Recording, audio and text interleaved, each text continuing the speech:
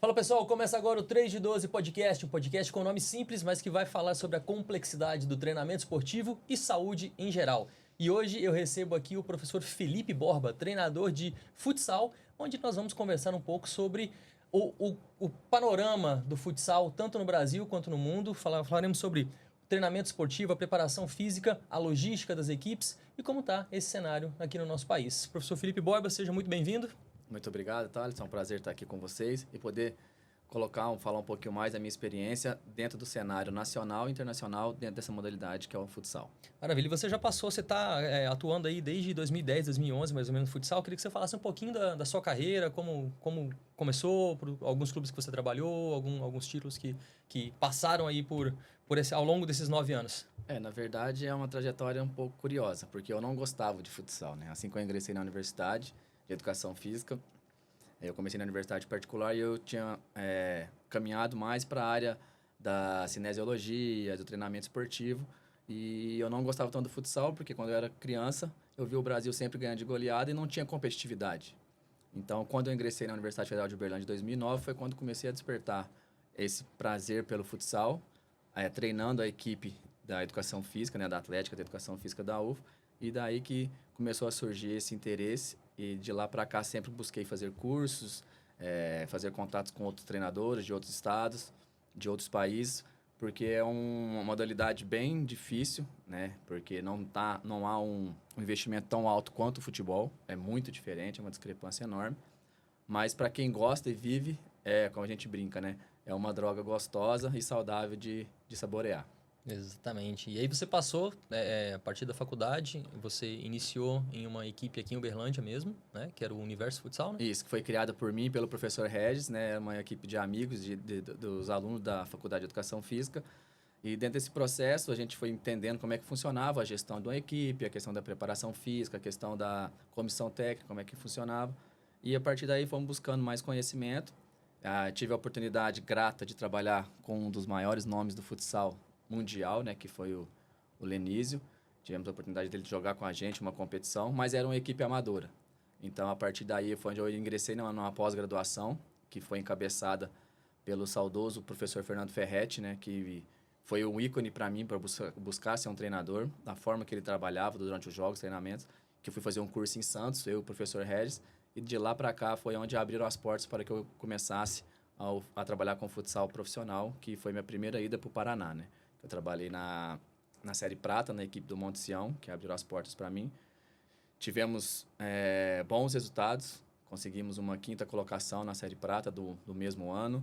No ano seguinte, conseguimos ser campeões dos Jogos Abertos da fase regional. E de lá para cá, sempre fazendo cursos em equipes grandes como Corinthians, no Joinville, fazendo curso da Confederação Brasileira de Futsal. E o mais importante, para quem almeja ser treinador, quem gosta, é o network. Então, continue buscando conhecimento, continue buscando outros profissionais, porque é um caminho, vamos dizer assim, um pouco mais fácil, mas não é tão fácil também trabalhar com futsal profissional no nosso país. Você falou do Lenísio, e queria mandar um abraço pro Lenísio, cara, que estudou na Universidade Federal de Uberlândia também aqui com a gente, teve uma breve passagem e foi um prazer enorme. Eu lembro quando ele chegou, eu falei, cara, tô na mesma faculdade que o Lenício, acabou de chegar aqui, meu Deus do céu. E como você falou, esse negócio do network, tanto que é importante, né, cara? A gente chegou, nós até trabalhamos junto, tem uma competição internacional que teve de futsal aqui, em função de nos conhecermos. Tivemos o contato com o Lenísio também, que ajudou a gente com isso, né? Então, um grande abraço aí pro Lenísio e, cara, espero que você venha um dia aqui pra gente conversar também, que eu tenho certeza que vai ser um dos melhores podcasts aqui, que eu sei que você tem muita história boa pra contar. E esse network é muito bom, né, Borba? Tem que ter, Thales. Eu acredito que no esporte, no conceito geral, mais do que você estudar e buscar o conhecimento, é você conhecer pessoas, né? Então, porque são escolas diferentes, eu digo porque aqui em Uberlândia, em Minas Gerais, temos o Praia, temos o Minas aí, que tem uma história longa dentro do futsal nacional, mas o nosso estado não é um estado que apoia tanto o futsal. Por que eu estou dizendo isso? Eu trabalhei de 2016 até 2021, foi quando foi a primeira saída para o exterior, no Paraná. E lá eles apoiam demais as categorias de base, as prefeituras investem no esporte, Tanto é que você vai pegar uma categoria de base lá, um paranaense sub-13, sub-15, eles contam com 35, 40 equipes no estado. E você vai pegar as equipes adultas, são 3 divisões. A primeira divisão, que é a Série Ouro, hoje são 14 equipes, com 7 equipes na Liga Nacional. A Série Prata com mais 14 equipes. E a Série Bronze, esse ano, se eu não me engano, deu 35 equipes adultas. Caramba. Mas todo mundo vê, é muita equipe, como é que funciona isso? Então, há uma situação que é tudo muito profissional? Não. Então, a questão que você até mencionou no início, a questão de logística, a questão da preparação, muitas equipes são amadoras, mas por existir o investimento da prefeitura, principalmente, eles fazem com que a modalidade aconteça. Lá tem muito disso, cara. Eu sou de Santa Catarina, né? E lá eu lembro que tinha o JASC, que é os Jogos, né, abertos de Santa Catarina, e tem os Jogos Abertos do Paraná, e assim como tem no Rio Grande do Sul também, né? E são... Lembro que meu pai jogava também, cara, e assim, a cidade parava, parecia cidade americana, sabe? Sim. Que a cidade parava para ir assistir o meu pai e o time dele jogar nos Jogos Abertos. E isso ainda tem muito disso. Eu saí lá de Santa Catarina tem muito tempo, mas assim, ainda vejo de longe que tem um incentivo muito maior do que os estados mais para cima no Brasil, isso né? é verdade. Eles têm o prazer, igual você mesmo mencionou, de defender as bandeiras da cidade. Então, isso não se dá só pelas equipes adultas. Eu acompanho também, lá em Santa Catarina existem os joguinhos, que é o Sub-18, que tem as categorias de todas as modalidades. Então, o sul do país eu vejo como uma grande potência nos esportes coletivos por conta desse suporte que as prefeituras, que as secretarias de esportes dão para as modalidades, seja ela o futsal, o handebol, o basquetebol, o voleibol. E é nada mais do que disseminar mesmo as modalidades e, a partir daí, fazer novos talentos, novos atletas. E aí vai chegar numa faixa etária que é onde o funil se diminui bastante, né? Vão todos virar profissional? Não, é a minoria. Porque, infelizmente, se tratando do futsal, que é o nosso tema hoje, não é um esporte tão rentável quanto é o futebol, mas também nós sabemos que todo mundo tem um sonho de ser jogador. Mas quem vai ganhar o que um Hendrick, o que um Rodrigo ganha hoje, eu acredito que não é 5% dos atletas profissionais hoje vão ganhar financeiramente o retorno que eles têm. Exatamente. E, cara, em todas as equipes que você passou, queria que você contasse como é que foi a experiência. Você foi auxiliar da equipe profissional, você foi técnico da base nessas equipes aqui no Brasil, e isso se repetiu também fora quando você saiu, né? Então, eu queria que você fizesse uma análise, um panorama de como foi essa experiência, até para a gente falar como é o caminho para alguém que quer se tornar um treinador, quer participar da comissão técnica de uma equipe de futsal. Sim, como a gente mencionou anteriormente, né? Eu comecei com uma equipe aqui amadora, que eu iniciei junto com o Regis. Quando eu fui para o Paraná, eu fui como treinador da equipe profissional, já adulto. Aí eu continuei na mesma equipe em 2018. Em 2019, eu recebi a proposta para ir para a equipe rival da mesma cidade, para trabalhar com o Sub-20 e ser auxiliar técnico do professor Maneca, que é um grande treinador no cenário nacional. Hoje ele trabalha lá em Jaraguá do Sul. Ele foi um dos que trabalhou no processo do Felipe Luiz, tanto é que hoje ele é gestor do centro de treinamento do Felipe Luiz, lá em Jaraguá do Sul. Então, tive essa oportunidade e foi meu primeiro trabalho com a base. De alto rendimento, foi com o Sub-20, onde eu consegui montar uma equipe muito forte. A gente estava indo muito bem. Aí é onde a gente vai começar a entrar nas dificuldades. Tudo é muito lindo enquanto você está ganhando, enquanto está tudo certo. Só que muitas vezes, quem está por trás disso, parece que faz força para que as coisas não aconteçam. Começa a colocar dificuldades, começa a limitar o investimento que no começo da temporada do planejamento foi falado que ia ser de uma forma, chega na metade do ano, o dinheiro sumiu ou o dinheiro acabou. Então, é uma dificuldade que existe, então não são um mar de rosa. Felipe, mas você foi para os Emirados Árabes, você trabalhou na Arábia Saudita, todo mundo acha que sempre foi tão lindo. Voltou milionário, não precisa de mais nada. Todo mundo acha que também foi tudo lindo. Minha primeira passagem no Paraná, no segundo clube que eu trabalhei, eu morava num hotel que um quarto, com todo respeito, era menor que a sala que a gente está aqui. Então, não são todos profissionais, e eu já tinha pós-graduação, formado na Universidade Federal, que vão se submeter a esse tipo de situação. A morar num quarto de hotel com um banheiro só, com uma cama de solteiro, que era uma beliche. Então, tem muita dificuldade. Então, mas é o que faz a gente crescer como pessoa e como profissional. As dificuldades, para aqueles que querem enfrentar, acredito que vai obter o sucesso. É garantido? Não. Porque as dificuldades são enormes, como mais uma vez eu digo. Então, depois daí, tive uma grata surpresa de ser contratado pelo Campo Mourão, primeira liga de Liga Nacional, que foi em 2020. Só que, às vezes, os nossos sonhos, nossos planos não é como Deus quer. Então, quando eu fui para o Campo Mourão, foi quando estourou a pandemia. Então, eu fiquei lá em Campo Mourão 45 dias e nessa transição ainda consegui assumir o Sub-20 e na fase final do Paranaense. Então, ainda fui vice-campeão paranaense Sub-20 pelo Campo Mourão. E só que como teve a pandemia, tive que voltar para Uberlândia, pararam todas as atividades. Aí chegou em agosto, a diretoria resolveu por cortes, por conta da pandemia. Então, não continuei. Então, foi um ano difícil, porque você fica naquela, você fica um ano parado. Será que vai aparecer outra oportunidade? Como é que vai ser? Como é que vai funcionar? Então, a gente tem que ter a cabeça muito boa e forte para poder lidar com esse tipo de situação, das dificuldades também.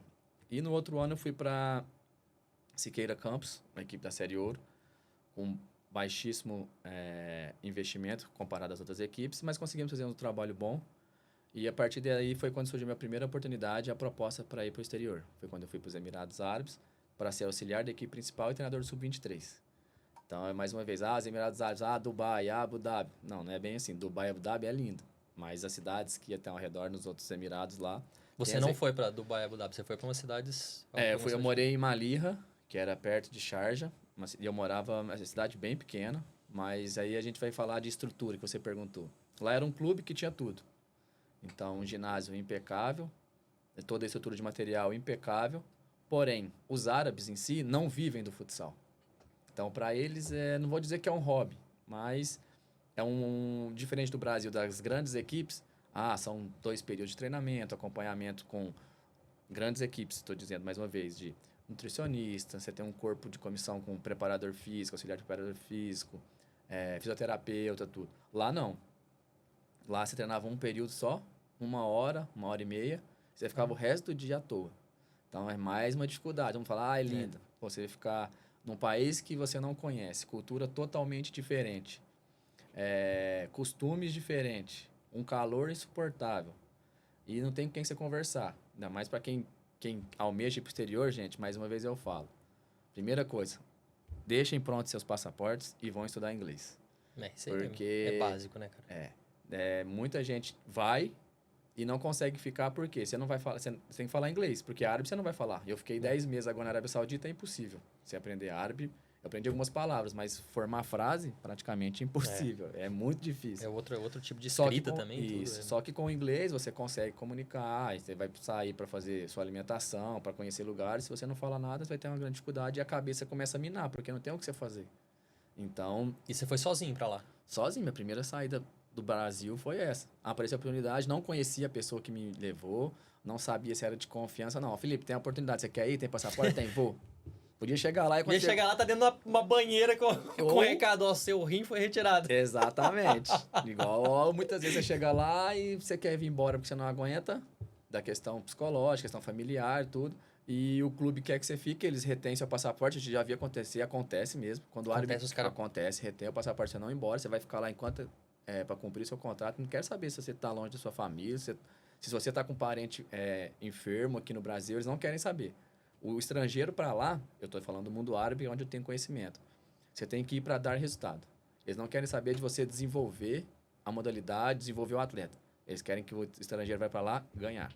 Se você não ganhou, não quer dizer que você não presta, mas vai chegar no final da temporada, tchau, obrigado, a gente vai trazer outro. E é assim que funciona a Arábia. É mais ou menos como funciona muito aqui no Brasil também, só que eles são um pouquinho mais radicais, né? Exatamente. Lá eu tive uma experiência, do primeiro dia que eu cheguei lá nos Emirados, eu fui assistir um jogo da equipe que eu ia assumir, e o treinador era árabe, da minha equipe, e tinha 3 brasileiros na equipe. Só que lá na Arábia, quando eu fui, tinha limite de idade, era sub-21 que podia ir estrangeiro só, né? Então, eram garotos novos. E eu tô lá e eu vi ele conversar, e ele virou pro brasileiro no banco, tava perdendo o jogo, empatando, e o brasileiro não tava rendendo. Ele simplesmente falou assim, se você no segundo tempo não fizer gol, sua passagem para ir pro Brasil, amanhã, você tá mandado embora, amanhã você volta pro Brasil. Quero nem saber. Ou você entra e faz gol, resolve, ou você vai embora pro Brasil amanhã. Foi simples. Incentivo, bro. Foi simples. Foi simples a conversa. Fez gol? Fez. Então pronto. Resolveu. Mas vai ter dia que não vai resolver. Mas acontece. Eles são muito radicais com relação a isso. E a estrutura, assim, até pra você falou, por exemplo, que aqui no Brasil chegou a ficar em um hotel, uma cama de beliche e tudo mais. Eles proporcionam uma estrutura de acordo com aquilo que eles exigem também? Sim, Ou... como eu disse, né? Nos Emirados, agora na Arábia também. Bom, tudo que a gente pedia para os managers lá, eles davam. Antes de eu embarcar para a Arábia Saudita, eles me perguntaram o que eu queria para auxiliar na preparação física. Eu pedi kit de polar, me deram 16 polares. Todo o material de preparação física que eu pedi, eles compraram.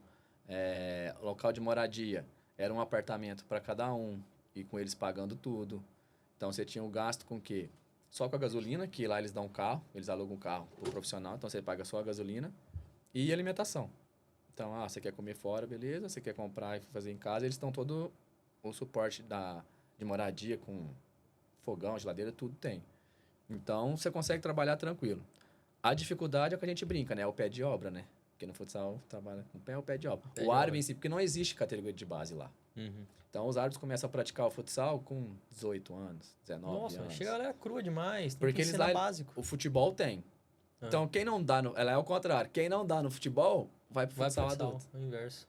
Exatamente. Porque lá não tem as categorias de base menores. O futebol existe. Futebol não. Futsal não. Igual na equipe que eu tava na Arábia Saudita agora, tinha um menino que tava na seleção árabe. Ele é novo. Aí eu fui conversar com ele, não é um craque. Aqui no Brasil, eu acredito que não jogaria numa equipe de liga nacional. Aí eu perguntei, quanto tempo que ele já joga futsal? Ele não tem um ano. Falei, você pega um menino no Brasil, começa com 6, com 12, Nossa. 6 anos de futsal já de bagagem. Então, por isso que eu digo, a cultura é muito diferente, mas como você perguntou, questão de estrutura. Eles dão porque eles vão te cobrar. Sim. E eles vão cobrar o resultado, como eu disse, né? Não vai cobrar, o atleta evoluiu, o time aprendeu tática. Não, é ganhar jogo. Então, eles te dão todo esse suporte para que você faça. São todas as equipes que te dão? Não. Então, tinha outras equipes na Arábia lá que eles não treinavam. Tinha equipe lá que não tinha treinador. Só juntava e ia. E isso com um estrangeiro, e eu falei, levava 3 brasileiros tinham que resolver. Então, só que eu perguntava para os meninos, tanto é que o Bruno, que ficou muito tempo nos Emirados, jogou ano passado na Arábia e tal, que teve aquele episódio lá que ele jogou no Al Nassr, na temporada retrasada, que ele tatuou a assinatura do Cristiano Ronaldo, tudo, ele estava lá. Eu conversava muito com ele, o time dele não treinava. Então, a parte física era por conta deles, que eles moravam num hotel e tinha tudo. Então, eles tinham que treinar por conta deles a parte física, e uma vez ou 2 vezes, no máximo, na semana, eles faziam um treino com os árabes que iam pro treino para achar alguma coisinha, ou senão era só pro jogo. Mas as equipes grandes treinam. O Al Nassr treina, a equipe que eu estava treinava, a equipe, o Riyadh, que foi campeão na temporada passada, treinava. Então, só são 20 equipes. Acho que de 20, vamos pôr aí, 10 tinha esse planejamento de treinos diários. Os outros, Como vamos se fosse um treinar. amador, junta no Exatamente. final de semana e vai jogar. Teve um jogo lá que eu joguei da Liga Árabe, que o outro time não tinha uniforme. Os caras jogaram de colete, pô. Não, e eu fiquei incrédulo. Eu não acreditei naquilo que eu tava vendo, mas eu só acredito porque foi contra o meu time.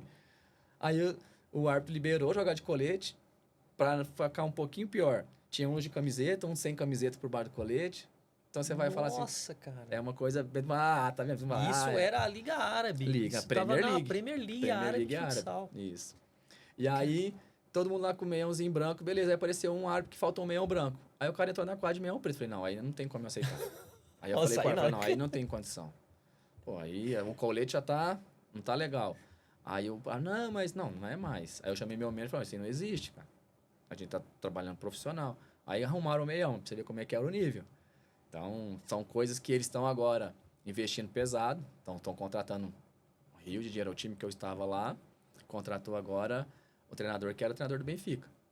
Caramba. Futsal. Então, estão levando jogadores de renome. Parece que está bem encaminhado para o Pani Varela, que é o português, que foi eleito o melhor do mundo, para ir para o Nassr. Então, eles vão começar. Só que esses jogadores vão bater lá. Estão indo por conta do quê? Da competitividade? Não. Pelo dinheiro. É pelo dinheiro. É pelo dinheiro. Os árabes, eles estão querendo levar muita coisa para lá, né? Eles estão fazendo isso com o futebol, com outros esportes, e esportes também. Estão, Sim, o próprio bastante. Comitê Olímpico, né, informou que vai ter Olimpíada de e-sports agora, e a Arábia está patrocinando muita coisa disso. E é isso, né? Eles vão metendo dinheiro, eles têm... Eles têm. Tem sobra, cara. Então... É aquilo também, Thaleson. É deixar bem claro. Teve uma equipe lá grande. Tem dinheiro? Tem. Os caras ficaram 4 meses de salário atrasado. Cadê o dinheiro? Mas não foi só os brasileiros. Uhum. Não foram só os brasileiros. O time inteiro. Uhum. Só que aí chega no final da temporada, os caras chegando de embora, tá aqui, ó, pô, 5 meses de uma Certinho. vez. Só que, pô, você tá saindo do seu país, eu falo pra nós, estrangeiros, você vai ficar 4 meses sem receber, cara? E Então, pra quem que você vai reclamar no país que você... não, e se você reclamar, ele fala assim, não, e aí? Ou você espera, tem o que você fazer. Então, eu falo, tem a parte boa, ah, beleza, você vai passear, você conhece o país, mas também tem a parte que todo mundo não vê, não enxerga, porque muita gente não fala.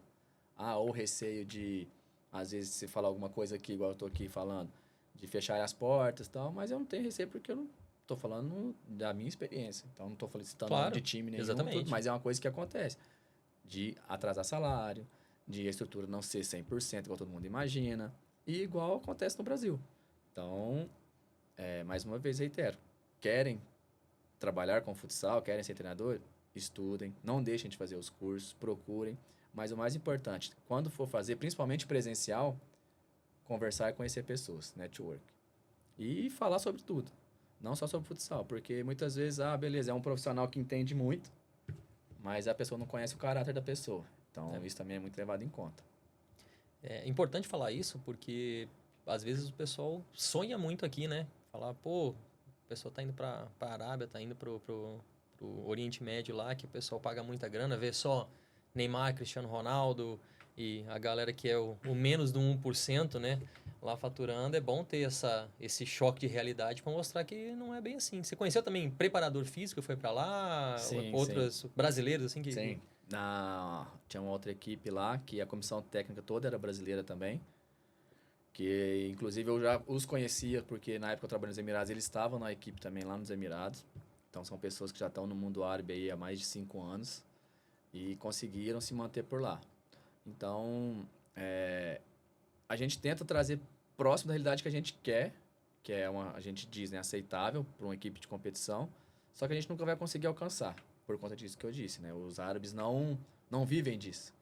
Tem alguns que se cuidam mais que os outros, mas você tem num período só. Como é que você vai fazer físico e tático? Não tem de 1h30. Então, eles têm que fazer o complemento. Muitas vezes o preparador físico, quando vai brasileiro, tudo monta a planilha, passa para eles vão treinar, aí você tem que confiar no cara, se ele vai ou não, isso o cara quer realmente, né? Mas com os brasileiros, a gente consegue fazer isso. Por quê? Os brasileiros estão lá só por conta disso. E o clube deixa o clube disponível. Então, de maior parte também não tem treino, o preparador físico vai para academia ou para quadra com os treinadores, com os jogadores brasileiros. Ou estrangeiros, quem está lá. Então, consegue 2, 3 vezes por semana dar um treino de 2 períodos para que o brasileiro também mantenha. Por quê? O brasileiro ou o estrangeiro que vai, praticamente, tá, eles têm que jogar os 40 minutos todo jogo. Não é igual no Brasil que troca por quarteta 5, 6 minutos. Direto, ele reveza os árabes. E olha lá. E olha lá. Que também de conta do dedo dos árabes que troca também. Mas, e se você virar, o manager vê que um brasileiro, pede pra sair porque tá cansado, chega no final do jogo ou no treino seguinte, por que que o fulano tá cansado? Por que que ele tá cansado? Só que eles não enxergam que a parte metabólica, a parte toda do ser humano, que a gente não é máquina. A preparação física tem que ser feita para você poder render dentro do jogo, né? Se Exatamente. você não faz, você simplesmente deixa... Só que o árbitro não enxerga assim. isso. Por mais que eles levam o preparador físico, e às vezes eles, é pro brasileiro ir treinar 2 vezes por semana só de manhã, com o preparador físico. Isso eles impõem, algumas equipes impõem. Você só pode 2 vezes, porque eles acham que treinar demais vai machucar. Então eles não têm o conhecimento. Eles têm o dinheiro e a vontade. Mas o conhecimento por quem está por trás, os managers que a gente chama lá, eles não têm entendimento, porque são pessoas que não são do esporte. São pessoas que quem tem o dinheiro, põe lá, se você ficar esporte, sabe? Você vigiar. Então, a palavra é essa. E os árabes que jogam, cara, eles fazem alguma coisa a mais? Porque treina 1h30, 2 horas por dia? Então, assim... eu acompanhava principalmente os jogadores que eram da seleção. Então, a gente conseguia... Porque os árabes, quando chegam um estrangeiro, eles gostam. Porque, é um treinador brasileiro, é um jogador brasileiro. Como é que funciona? Eles gostam de conversar, seja da sua equipe ou de outras. E lá, o treinador da seleção árabe é o Andreu Plaza. Tá? É o espanhol que ganhou quase tudo com o Barcelona. Então, lá eles têm muito, como eles não têm calendário, tem muito o que eles chamam de camp da seleção. Então, isso é bom para os árabes da seleção e ruim para os clubes. Por quê? Tem clubes lá que tinha 5 da seleção. O clube ficava sem jogador. Para treinar. Só que eles estavam lá treinando 2 períodos, um período de 10 a 15 dias com a seleção. Só que é aquilo, aprende uma coisa com espanhol, aí chega pro seu clube, Ou é um brasileiro que pensa diferente, ou até clube lá que tinha um treinador sudanês, que ele só coloca os caras para jogar. Eu fui fazer o curso da Ásia e um desses caras sudanês fez o curso. Então ele conversava muito comigo e tal, você vê que, tipo assim, ele não tem o conhecimento do futsal, não sabe. Só que é um cara que é dentro de uma empresa gigante na Arábia Saudita, que patrocina o clube, e é o cara de confiança de quem patrocina. Então é assim que funciona. E ele é o treinador. É um network aí, ó. Entendeu? Então, lá o notório saber não é tão válido às vezes. É. Mas é essa a questão. E alguns árabes, voltando nesse assunto que você mencionou, eles se cuidam, principalmente da seleção. Então, eles não estão treinando com o clube, aí eles sempre estão postando que estão na academia, que estão fazendo alguma coisa, à parte, principalmente físico. Porque senão não aguenta, porque eles sabem que tem que dar resultado e lá a maioria dos clubes pagam bônus por vitória, por competição. Então lá o árbitro também gosta, por mais que eles tenham dinheiro, eles gostam mais ainda de dinheiro do que nós. Então eles querem ganhar sempre para poder ganhar mais dinheiro. E são, assim, tem um perfil do árabe, tipo, de família mais humilde, alguma coisa assim, ou... Não tem muito. Tanto é que a maioria, nos Emirados, que eu percebi, a maioria dos atletas, eles são funcionários do governo, alguma repartição do governo, ou são policiais ou são do exército. Lá na Arábia, aí você já tinha o pessoal que já era engenheiro, você já tinha um cara realmente que era da polícia. No meu time tinha 3 policiais, aí o pessoal que é do exército também. Nunca tinha confusão, pelo menos, né? Não dava briga mesmo. Depende. Teve um dia no meu clube lá, no último na Arábia lá, que esquentou lá. Mas graças a Deus foi... É uma coisa polícia assim, contra polícia? Não, e é assim, ó, árabe com árabe, você não põe a mão não, deixa eles que eles se viram. Deixa pra Você lá. não separa nada, não deixa entra nem nada. Não é. Eles indicam não entra, deixa eles.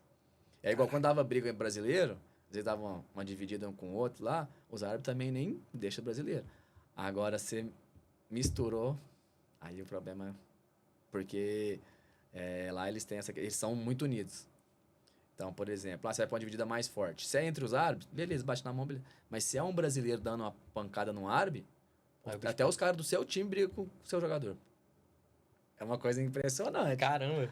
Então essas diferenças culturais são coisas legais que você vivencia, mas são muito diferentes da nossa realidade aqui. Sim. E você falou que você fez a licença da Ásia, né? Você fez também as licenças aqui no Brasil, né? Da CBFS. CBFS. Então um rolo, por sinal. E, cara, me fala, porque assim, a gente tem como base, a gente até conversou um tempo atrás, eu até iniciei também, na época, na verdade, eu e o Felipe, a gente fez o caminho inverso, né? O Felipe entrou não pretendendo ser treinador, eu entrei pretendendo ser treinador, o Felipe virou treinador e eu virei preparador. Então, a gente fez o inverso ali, mas no início, você lembra, a gente até conversou, quando eu tinha formado, que eu comecei a fazer a licença da TFA de futebol de campo, né, para ser treinador. Eu cheguei a fazer a licença C e B, não fiz a nem a Pro, mas aqui no Brasil, eu acho que ela ainda não... Eu perdi o contato com essa parte, eu não sei se essa licença da TFA ela é reconhecida aqui no Brasil já, porque eu lembro que tinha um rolo, uma briga de CBF com a TFA, mas eu sei que ela era reconhecida fora. E como é que funciona em relação a essas licenças? Queria que você falasse, primeiro, em relação a diferenças de metodologia entre as licenças aqui do Brasil, que são obrigatórias para trabalhar nos clubes, né? Ou não. E a licença da Ásia, se também exige essa obrigatoriedade para você trabalhar nos clubes. E depois você fala dessa parte técnica. Então, só que em relação às licenças aqui. É uma briga muito grande, né? Eu fiz a licença da CBFS em 2016.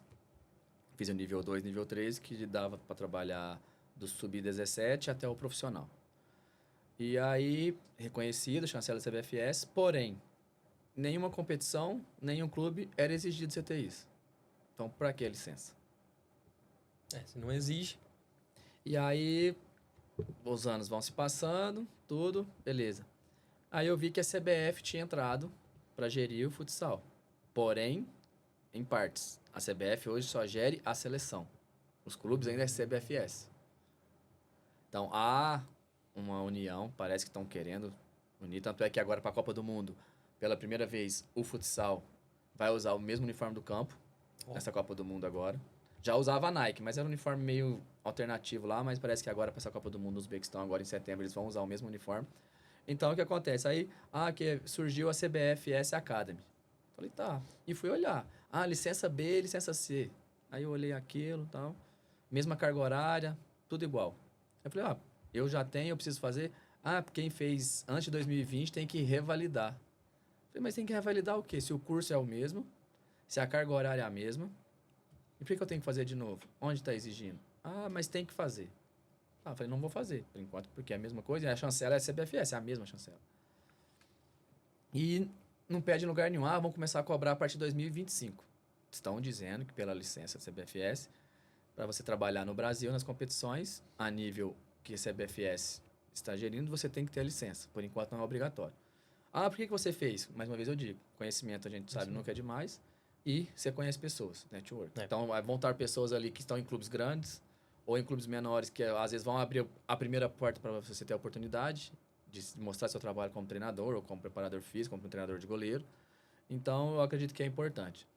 E aí agora, por conta de uma situação de um treinador brasileiro, acredito eu, isso é uma opinião, que não tem nenhuma licença para trabalhar na Europa, recebeu uma proposta para ir para a Europa. E agora a CBFS Academy lançou uma regularização para quem tem licença A da CBFS para poder ter eu não sei se é a liberação para trabalhar. Uma coisa que parece que é uma coisa internacional que eles estão querendo fazer. É meio que fazer uma parceria com quem é da Europa para licença A ser... Ainda não entendi. Eu mandei meus documentos, eles não querem aceitar meu documento.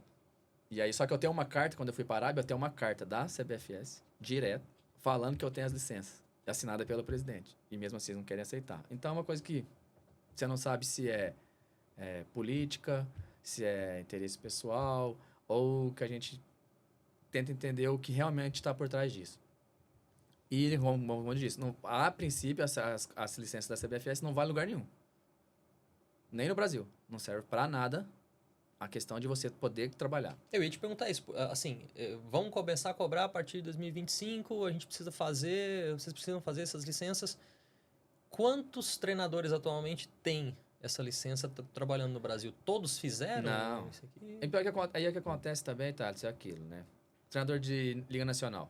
Eles vão ter tempo para fazer esses cursos? Não tem. Então, o que acontece? Eles vão ganhar licença A porque já estão há 5, 10 anos como treinador de Liga Nacional. Sim. É certo ou errado? Não sou eu que vou dizer que isso é certo ou errado. Mas nem 50% dos treinadores têm hoje no Brasil.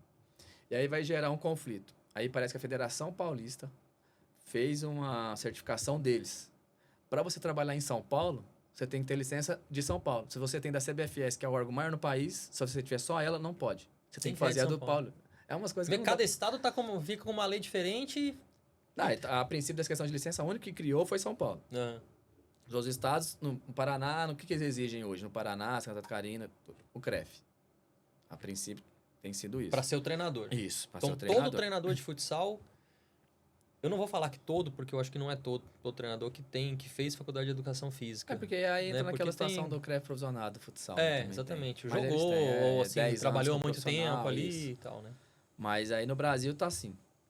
Como é que funciona na Ásia? Aí, para eu poder fazer lá na Ásia, igual como eu disse, como as minhas certificações aqui não servem, não vale nem no Brasil, não vai valer muito menos fora daqui.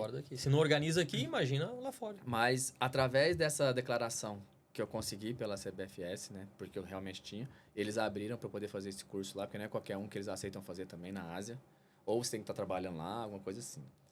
Então, só que lá, o que os países estão entendendo? Eles não estão querendo perder mercado, os locais. Então, lá só trabalha quem tem licença da Ásia. É igual na Europa. Quem tem da UEFA, né? Quem tem licença da UEFA consegue. Se eu quiser ir para Portugal, para Espanha, tem vontade? Tem. Vou conseguir? Não. Trabalhar profissional? Não, porque eu não tenho licença da UEFA. E como é que eu faço para tirar isso? Tem que morar lá 2 anos. E aí nem é garantida de eu trabalhar na minha área. Então, vou vou estar como auxiliar das categorias menores, um auxiliar ali do adulto, ou no feminino, alguma coisa, e fazendo o curso para depois de 2 anos eu ter licença para almejar trabalhar como profissional. Isso foi algo que eu pesquisei com relação à Europa. Na Ásia, eu consegui fazer um curso lá nível C, que é o primeiro. Foram 5 dias de curso presencial. Mais uma dificuldade, mas o clube lá Não tenho nada que reclamar, porque o curso foi todo dado em árabe. Caramba. Só que o clube pagou um tradutor. Então, aí o tradutor traduzia tudo. E eu consegui fazer. Tanto é que a minha prova, eu não consegui fazer a prova escrita. Como é que eu vou escrever em árabe? E aí eu fiz prova oral em inglês. Então, porque também é uma coisa que abriram uma sessão que normalmente eles não fazem isso. Porque o certo é eu ter que fazer o quê? Eu falar pro tradutor escrever. Só que o tradutor não era nem um pouco do ramo do esporte. Às vezes eu vou falar uma coisa, eu vou escrever uma coisa que eu vou ter certeza do que ele está escrevendo, que ele está escrevendo em árabe, eu não sei. Então, eles abriram esse precedente aí para eu poder fazer a prova prática, a prova teórica, perdão, oral, e eu fiz em inglês com o tradutor. Com o tradutor. E, na verdade, o cara que estava ministrando o curso, ele é o manager da seleção. Então, ele falava inglês. Então, ele perguntava inglês, eu respondia em inglês. Então, eu consegui. Mas é mais ou menos por aí, tá? Só a questão das certificações é muito por isso aí. Aqui no Brasil, hoje, não tem validade. A princípio, tipo assim, você precisa ter para trabalhar? Hoje, não. Mas estão falando que vão começar a exigir. Quando vai ser isso, Felipe? Também não sei. Mas estão querendo organizar. Eu acho que é um passo, realmente. Mas eu acredito que eles têm que ser um pouco mais transparentes com essa questão de como cobrar. Porque, em momento algum, até quem fez agora a certificação da CBFS nova, que eles mudaram. Quando eu fiz, era nível 2 e 3. Então, hoje mudaram para A e B. Então, mudaram de letra para número. Você precisa ir para a letra agora. Então, em nenhum momento fala quem fez agora, daqui 4 anos tem que revalidar, porque eles vão mudar tudo de novo. Então, não tem validade no certificado. Então, eles precisam ser mais transparentes. Mas eu acredito que estão caminhando por esse ponto aí, que vai melhorar.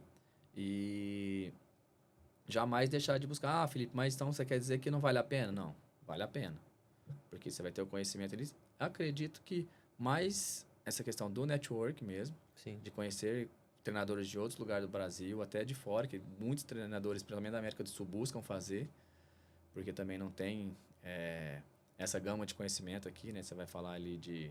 Não menosprezando, porque são países igual. Você pega a Argentina, campeão mundial, tudo, tá sempre chegando. Lá eles começaram a fazer o curso deles também do futsal, porque antes só tinha do campo, eu acredito. Só tinha do campo, Parece que agora abriram do futsal. Então, essa gama realmente de conhecer, de network mesmo. E a gama, muita gente, eu penso o futsal de uma forma.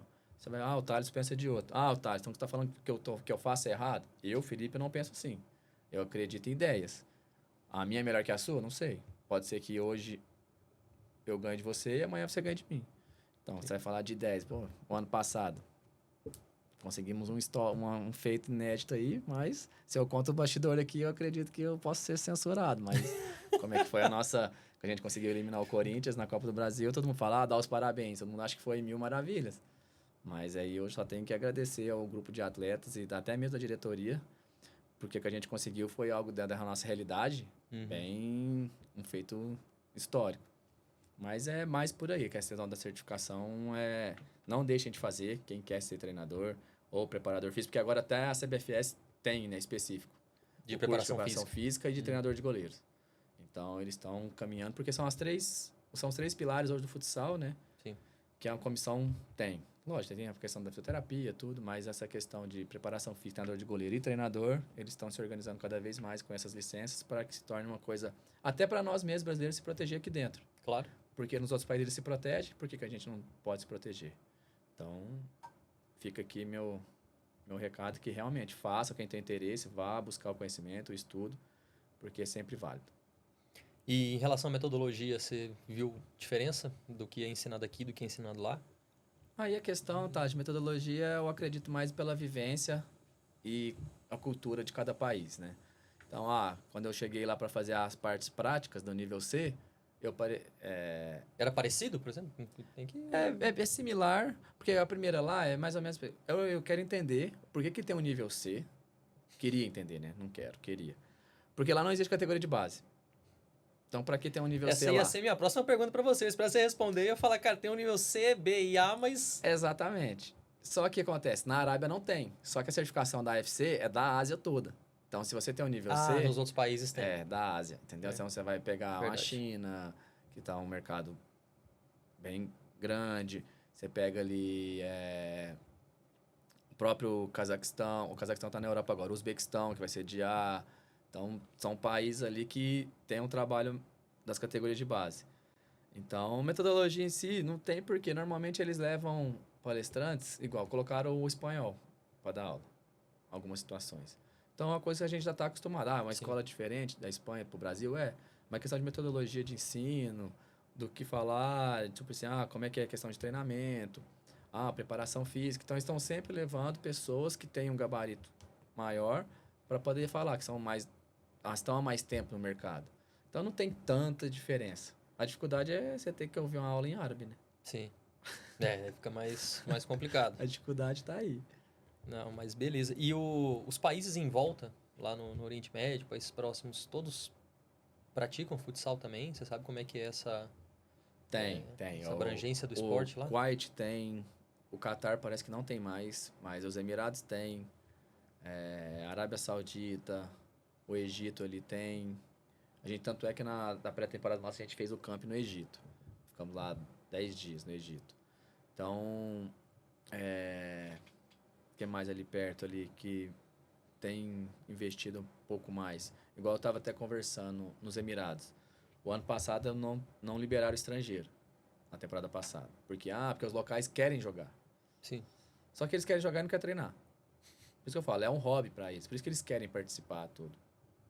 E esse ano vai voltar os estrangeiros. Tem transmissão lá, essas coisas assim? Tem. Transmite na TV, essas coisas? Tipo, Tem. domingo à tarde vai ter alguma coisa contra o Não, tem É porque que acontece? A diferença lá. Lá nos Emirados, estou dizendo. Agora vão implantar na Arábia. Todos os ginásios dos clubes, eles têm câmera. Como se fosse a câmera de vigilância. O que eles fizeram com essa câmera? Que ela pega a quadra toda. Eles conseguiram fazer o link para transmitir através dessa câmera. Então, todos os jogos. Às vezes não tem narração, mas o jogo é transmitido. Fica passando. Legal. E aí, tem essa situação nos Emirados. Aí, quando era jogo grande, tinha televisão. Local que ia lá fazer transmissão com as câmeras, tudo. Com narração. Aí você não entende nada. Só... E aí, só que... Mas, assim, eles estão começando a investir nesse ponto de divulgação. E a Arábia Saudita está começando a abrir essa questão que eles estão investindo muito dinheiro nos esportes. Por quê? Não é um país que é aberto turisticamente. E eles estão vendo que não vão sustentar pro resto da vida com petróleo. Então, eles estão começando a abrir pro turismo. Tem muitas cidades top lá para conhecer. A própria Riad, a capital, Daman, que é a cidade ali que faz divisa com o Bahrein, que é praia, Jeddah, onde foi o Mundial de Clubes. Então, aí tem as cidades mais tradicionais, que é Medina, onde eu morei. Aí tem lá Meca. Lá em Meca só entra muçulmano. A gente não pôde nem ir lá conhecer. Só muçulmano mesmo. Então, eles estão abrindo. Igual a mulher, parece que até onde eu entendia, não podia entrar no país sozinha. Eu quero lá conhecer. Eu sou mulher, quero lá conhecer a Arábia Saudita. Sozinha não vai entrar. Ou você tem que estar com seu marido ou acompanhado do seu pai. Só que parece que isso é uma barreira que eles estão quebrando também. Para trazer mais turismo, para conhecer. E é uma nova forma de investimento. De atrair investimento. Exatamente. E você falou de mulher, feminino. Esporte feminino, tem alguma coisa lá? Tem o futebol. E lá, o que eu achei a experiência fantástica que eu tive na Arábia Saudita, que eles têm as Olimpíadas deles. E é Sério? igualzinho a Olimpíada agora. Eu participei ano passado. Entrada no estádio, fogos, apresentação. Mas é tipo os jogos estaduais aqui, tipo, cada cidade vai com seu representante ou... Os clubes vão, né? Cada clube vai. Ou com os clubes. Não é pela cidade. Uhum. Então, os clubes vão. Então, assim, teve Jogos Olímpicos mesmo. Teve futsal. O futebol masculino não teve, mas teve futsal feminino, vôlei feminino, basquete feminino. E as meninas lá, eu assisti um pouquinho lá. O vôlei dá dó. Porque as mulheres realmente não tinham liberdade de fazer as coisas lá. Não consegue treinar, não tem essas coisas todas, né? A questão nem era essa, porque elas não tinham realmente acesso. Então, parece que 3 ou 4 anos que foi liberado para mulher dirigir na Arábia Saudita. Então, eu fui assistir um jogo lá e passava na televisão, no canal lá, a gente acompanhava. Então, as meninas lá locais, podia levar 1 ou 2 estrangeiras. Tinha um time que tinha brasileira. As meninas brasileiras não precisavam nem fazer força, sacava por cima, era ponto. Mandava saco de copinho, exatamente. Acabou. Só que, tipo assim, as meninas um time lá perdeu, não lembro o nome do time. Você vê a alegria delas de estar ali assim, participando. Né? É uma coisa surreal. Por isso eu falo, um choque de realidade cultural é imenso. Então, quem tá lá, você fala assim, pô, os caras têm dinheiro e tal. Mas você olha assim, você fala assim, pô, os caras não esbanjam nada. Pelo menos assim, tem uns que não. Porque você vai para a Arábia. As mulheres todas de burca preta, então você não vê, a mulher tá de Louis Vuitton, a outra tá de Nike, não. Todo mundo com a mesma roupa. Homem, tá usando, eu esqueci o nome da roupa, aquela roupa branca, um negócio na cabeça. Eles usam a maioria de chinelo, um chinelo deles lá, que eles gostam. Relógio, uma coisa que você vê é relógio e tal, mas você não vê esbanjar. Então, tipo, Você não vê adereço, essas coisas assim. Alguns têm. Uhum. Corrente de ouro, essas coisas. Mas você vai usar, que cara lá tá de Nike. O outro lá tá de Rainha. Não existe. Você não vê isso. Então, eu acredito até para essa situação, você começa a pensar sobre alguns valores, né? Realmente, o que vale. Você tá longe lá, 20 horas do Brasil, de avião. Aí os caras estão lá e tal, e tipo assim, dinheiro é bom? Mas tá. Questão da família, de valores realmente pessoais, até onde vai você tá longe para ganhar dinheiro, para algumas situações pessoais. Mas aí a questão que você falou das mulheres estão estimulando bastante. E como eu falei, é uma coisa sensacional. Você vê uma menina lá que não sabe pegar na bola, tá? Você não sabe. Perderam o jogo. Beleza, comemoraram, saíram rindo, felizes. Não estava importando o resultado, mas sim com a liberdade de poder fazer algo diferente do que não podiam seus pais, avós, tudo. Então, assim, são coisas bastante interessantes. E é um mercado que está abrindo. Igual o futebol lá, o time que eu tava, tem futebol feminino. Aí eles subiram de divisão. Então, e pagam muito dinheiro. Ele tinha 2 brasileiras no time. Não eram fantásticas as meninas, não. Já começou, então, a ter esse intercâmbio de atleta? Já existe. No futebol, basquete. O futsal não tem o futsal ainda, liga futsal feminino. Mas lá nas Olimpíadas existe futsal. O que eles fazem? Os clubes pegam as meninas do campo, que existe o time de campo, e para jogar o futsal.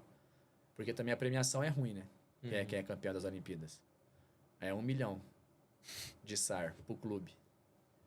Aí você divide, você pode escrever só 10 na comissão. SAR SAR é 1,35, 1,40 reais hoje. Então você vai pegar aí, dava 130 mil reais para cada um. Para quem é campeão. Aqui no Brasil, você é campeão da Liga Nacional, eu acho que você ganha 40 mil para dividir o time inteiro. Sério, cara? Eu acho. Eu não lembro como é que tá a premiação agora. Mas você pegar campeonato estadual aí, você ganha troféu e medalha, né? Tem muito isso.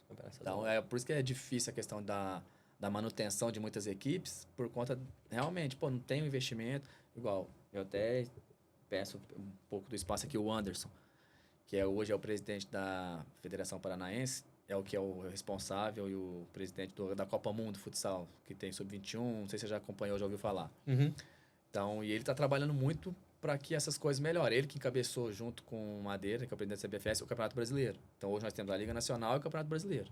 Então, a Liga Nacional é independente, é como se fosse uma NBA, porque é os clubes que gerem. E hoje tem a CBFS que gera o Campeonato Brasileiro.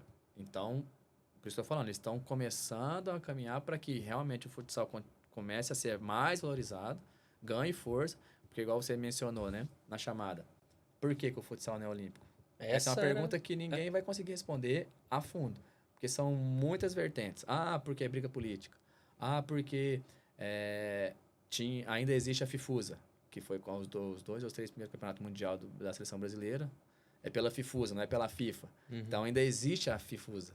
Entendi. Então, aí tem a FIFUSA e tem a FIFA, como é que vai fazer se são confederações internacionais diferentes? Você vai ter 2 campeões mundial no mesmo ano, você vai ter... Então, é toda essa coisa que realmente... você sabe por quê, Felipe? Não sei.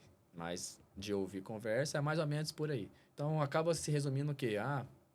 Interesse político. Ou interesse pessoal de alguma ou outra instituição. Que não querem se unir. Isso acontece muito com outros esportes. Por exemplo, jiu-jitsu e karatê são esportes praticados no mundo inteiro. O karatê até foi na Olimpíada passada, né?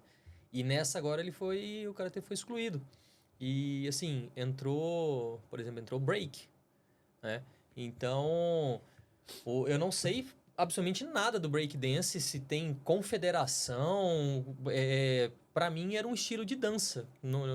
Eu nem classificava como esporte. Às vezes as pessoas vão até me xingar aqui, brigar comigo e tudo mais, mas, assim, qualificava como dança. Para mim, sempre foi uma dança, né? Mas para você ver como a organização de um esporte influencia no investimento, influencia na classificação olímpica dele. Sim. Então, o break fez o que o jiu-jitsu não conseguiu fazer até hoje, o que o karatê conseguiu um pouco, mas deixou de fazer. O kung fu também já foi como o wushu, né, que é aquele kung fu olímpico, mas também não está mais na Olimpíada.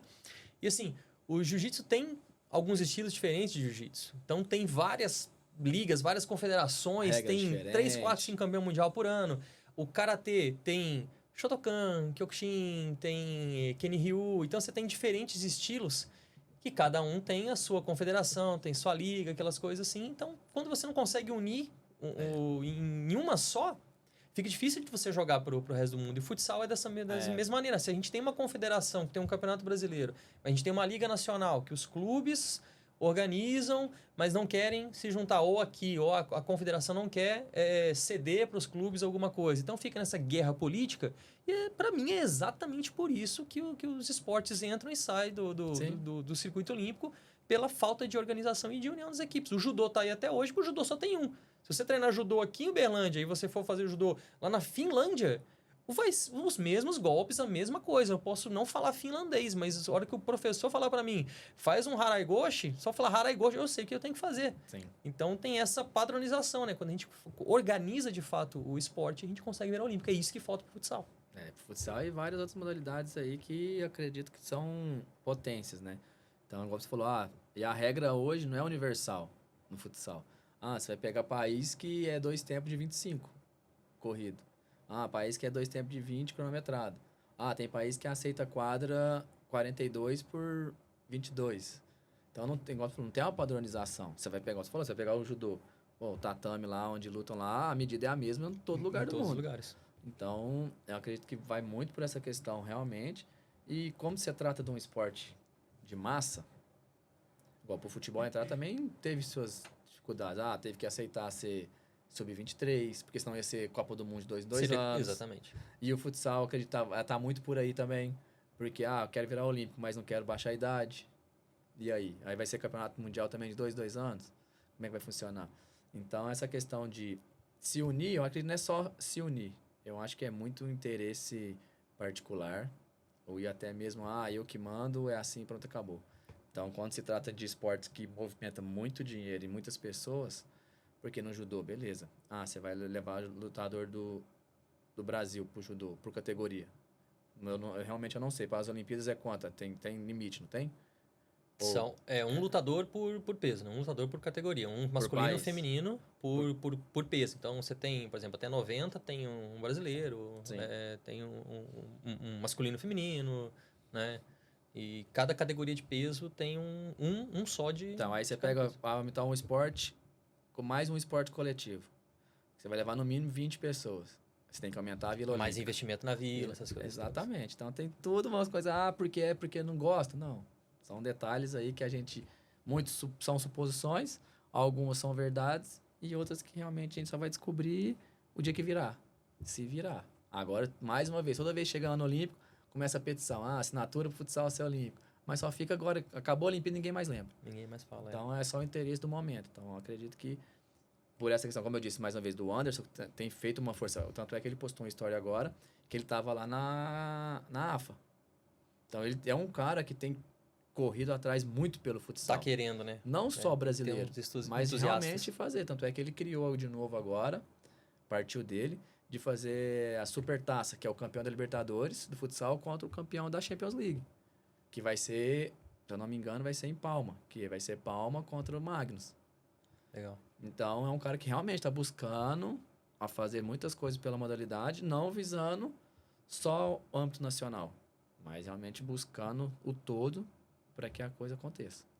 Tem que vir uns caras assim que estejam dispostos a encabeçar e a engatinhar, porque esse daí vai engatinhar, né, cara? Para todo mundo caminhar e correr lá na frente. Porque o tanto de gente que puxa contra é muito maior do que... Mas é um cara sensacional, tive o prazer de trabalhar com ele na Copa Mundo, primeira Copa Mundo Futsal que teve em Paranaguá, que realmente um coração enorme, que realmente faz pelo futsal, sem o interesse pessoal, individual de querer ganhar alguma coisa em troca, mas pelo que eu vejo, pude conhecer, é uma coisa que ele faz pela modalidade. Então, acredito que Deus vai continuar abençoando aí, que ele vai trazer muitas coisas boas pro futsal. E hoje aqui no Brasil, Felipe, é possível da comissão técnica ou do jogador viver do futsal? Aí eu vou entrar quase no mesmo 1% do futebol. É 1% da galera. E olha lá, a gente vai entrar no mérito aqui. Acredito que tenham atletas de equipes que jogam que trabalham e tem que ter um outro... Você vai pegar aí o Marquinhos Xavier, treinador de seleção brasileira. Sim. Então foi treinador de Carlos Barbosa, treinador de Copa Agril, na época boa também, tudo. Ele tem a pós-graduação dele, ele tem os cursos dele, tem a escolinha dele. Então, você já vê que ele não vive só Não vive só ser do futsal. treinador. Então, você pega alguns atletas de ponta aí, que trabalham com investimento, ou que tem alguma empresa por fora, sem ser do futebol, do futsal. Então, hoje eu acho que viver só do futsal, você tem que amar demais, e é muito difícil. Eu hoje vivo só do futsal. Eu não tenho outro emprego. Mas não é fácil. É bem difícil e tem que estar disposto. É aquele negócio, né? Você teve que dormir numa cama de beliche num 4x4 pra Não, conseguir tá... e mesmo assim... E ainda tá atrás, né? Mesmo assim, é complicado. Você vai pegar hoje aí, ó, o Bié, uma referência, o Carlos Barbosa, ele tem a escolinha dele. Você pega jogadores aí que tem escolinha na sua cidade natal, alguma coisa. O Eric, que é o treinador do Sub-20 do Joinville, meu irmão, me ajudou demais quando eu fiz a pós-graduação. Ele tem a escolinha dele, então tá sempre ministrando palestra ou curso. O cara é só treinador? Existe? Existe. Mas eu te falo que não é fácil, porque ele vai pegar hoje, eu posso te falar uma realidade que jogador de Liga Nacional ganhando 2, 3 mil reais por mês. Caramba. E por que o cara submete? É sonho. Como é que você põe valor no sonho das pessoas? Ninguém consegue pôr valor no sonho de ninguém. Então, e aí ele tá sempre buscando, almejando coisas maiores para poder, através desse clube menor, uma vitrine para conseguir coisa maior. Ou realmente, infelizmente, tem aquela porcentagem que a gente brinca, né? Da diferença entre jogador e atleta. Que tem muito, Sim. eu tô jogando Liga Nacional para falar que eu sou jogador. Não interessa se eu vou muito ganhar ego 1.000, também, né? 2.000, 3.000, entendeu? Mas aqueles que estão sempre buscando e são o ponto fora da curva ali, conseguem, uma vida bacana, boa? Pode ser que sim. Mas para chegar... o Rodrigo mesmo deu uma entrevista esses dias, o Capita. Perguntaram para ele, como é que faz? Tá, o quê? Você ganha dinheiro com futsal? Ele deu risada. O cara foi capitão da seleção brasileira. Capitão da seleção. O cara tá no Magnus, uma das maiores equipes do Brasil. Ele mesmo falou, não dá para viver simplesmente 100% só do futsal. É complicado. E até o futebol de campo também, que teoricamente paga mais.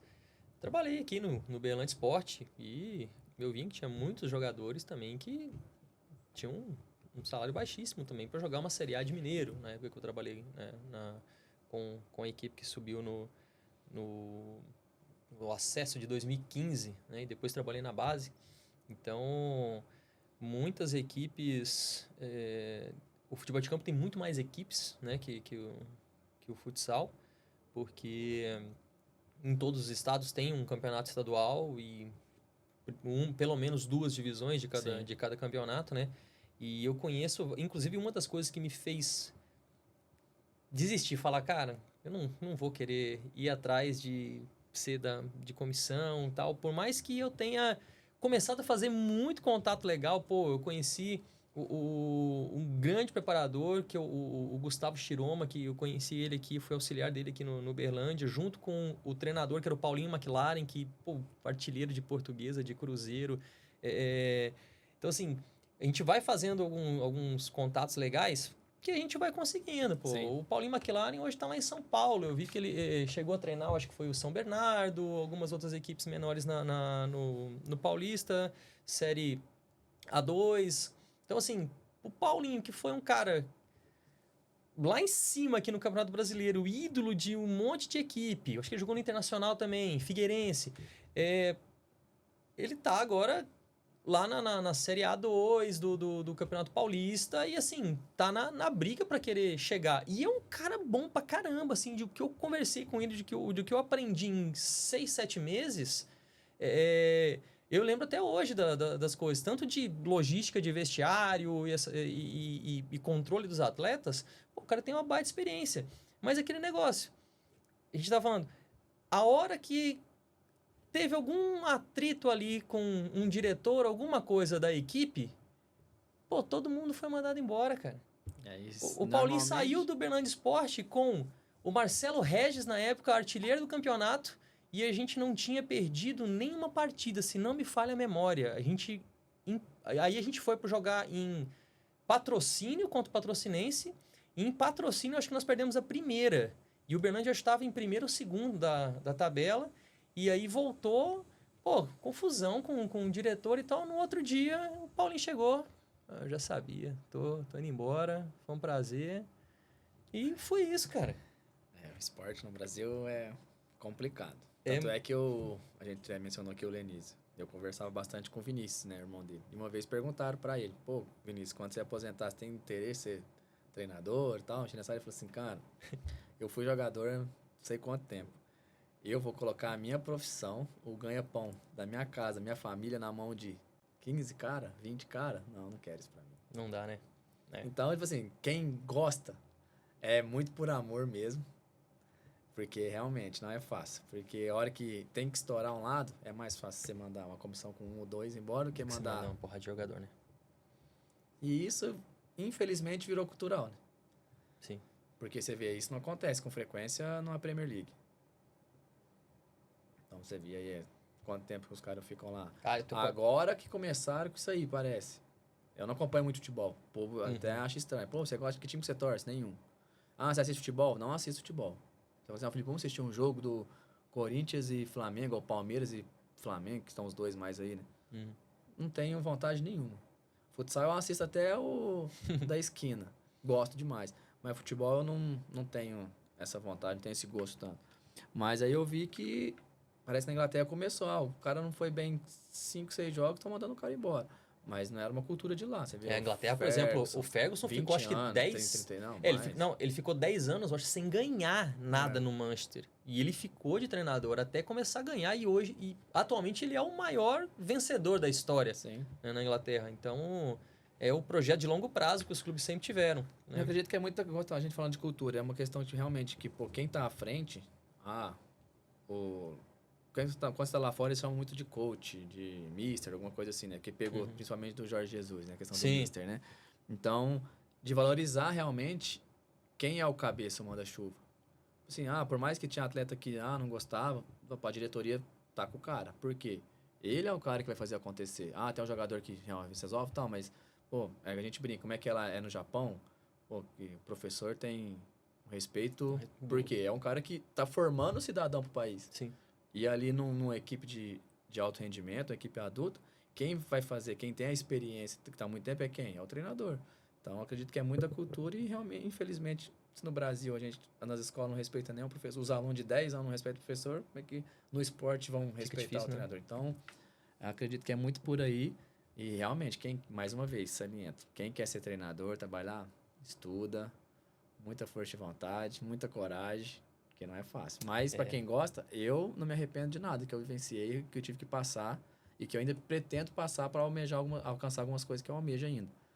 Mas igual eu disse, é uma droga gostosa de viver. Sim, não, essa parte de viver em competição é muito bom. Eu adoro isso, cara. E foi muito difícil quando eu falei, acho que eu não vou mais querer ser treinador, eu vou ficar com a parte de preparação. E aí, trabalhei no Uberlândia Esporte e mais uma equipe aí no meio do caminho. E depois de ter trabalhado, assim, por tudo que você vai querendo fazer e você vê que você não consegue fazer e vem muito disso, sabe? Você pode ter muitas ideias boas que você sabe que vai ajudar, mas tem gente que está mais em cima que não está alinhado com isso. Igual você falou, os árabes às vezes não entendem o quão importante é uma preparação física e não te deixam trabalhar e só querem saber do resultado. E, pô, eu passei por diversas situações assim que eu fiquei muito contrariado quando eu trabalhei no futebol. Então, foi fazendo com que eu desistisse e, assim, hoje eu tô muito melhor. Eu ganho muito mais, cara. Eu ganho 10 vezes mais do que quando eu tava trabalhando com futebol, cara. Mas me permite ter um podcast, me permite pagar pelo podcast. Essa estrutura aqui não é uma estrutura barata. Então, a minha ideia de fazer isso aqui é justamente trazer pessoas como você, como tantos outros treinadores que eu já trouxe aqui para conversar, para mostrar como é que é a realidade do esporte e como que más decisões políticas ou egocêntricas influenciam no cenário atual de determinados esportes que a gente vive. No caso, hoje a gente está falando do futsal.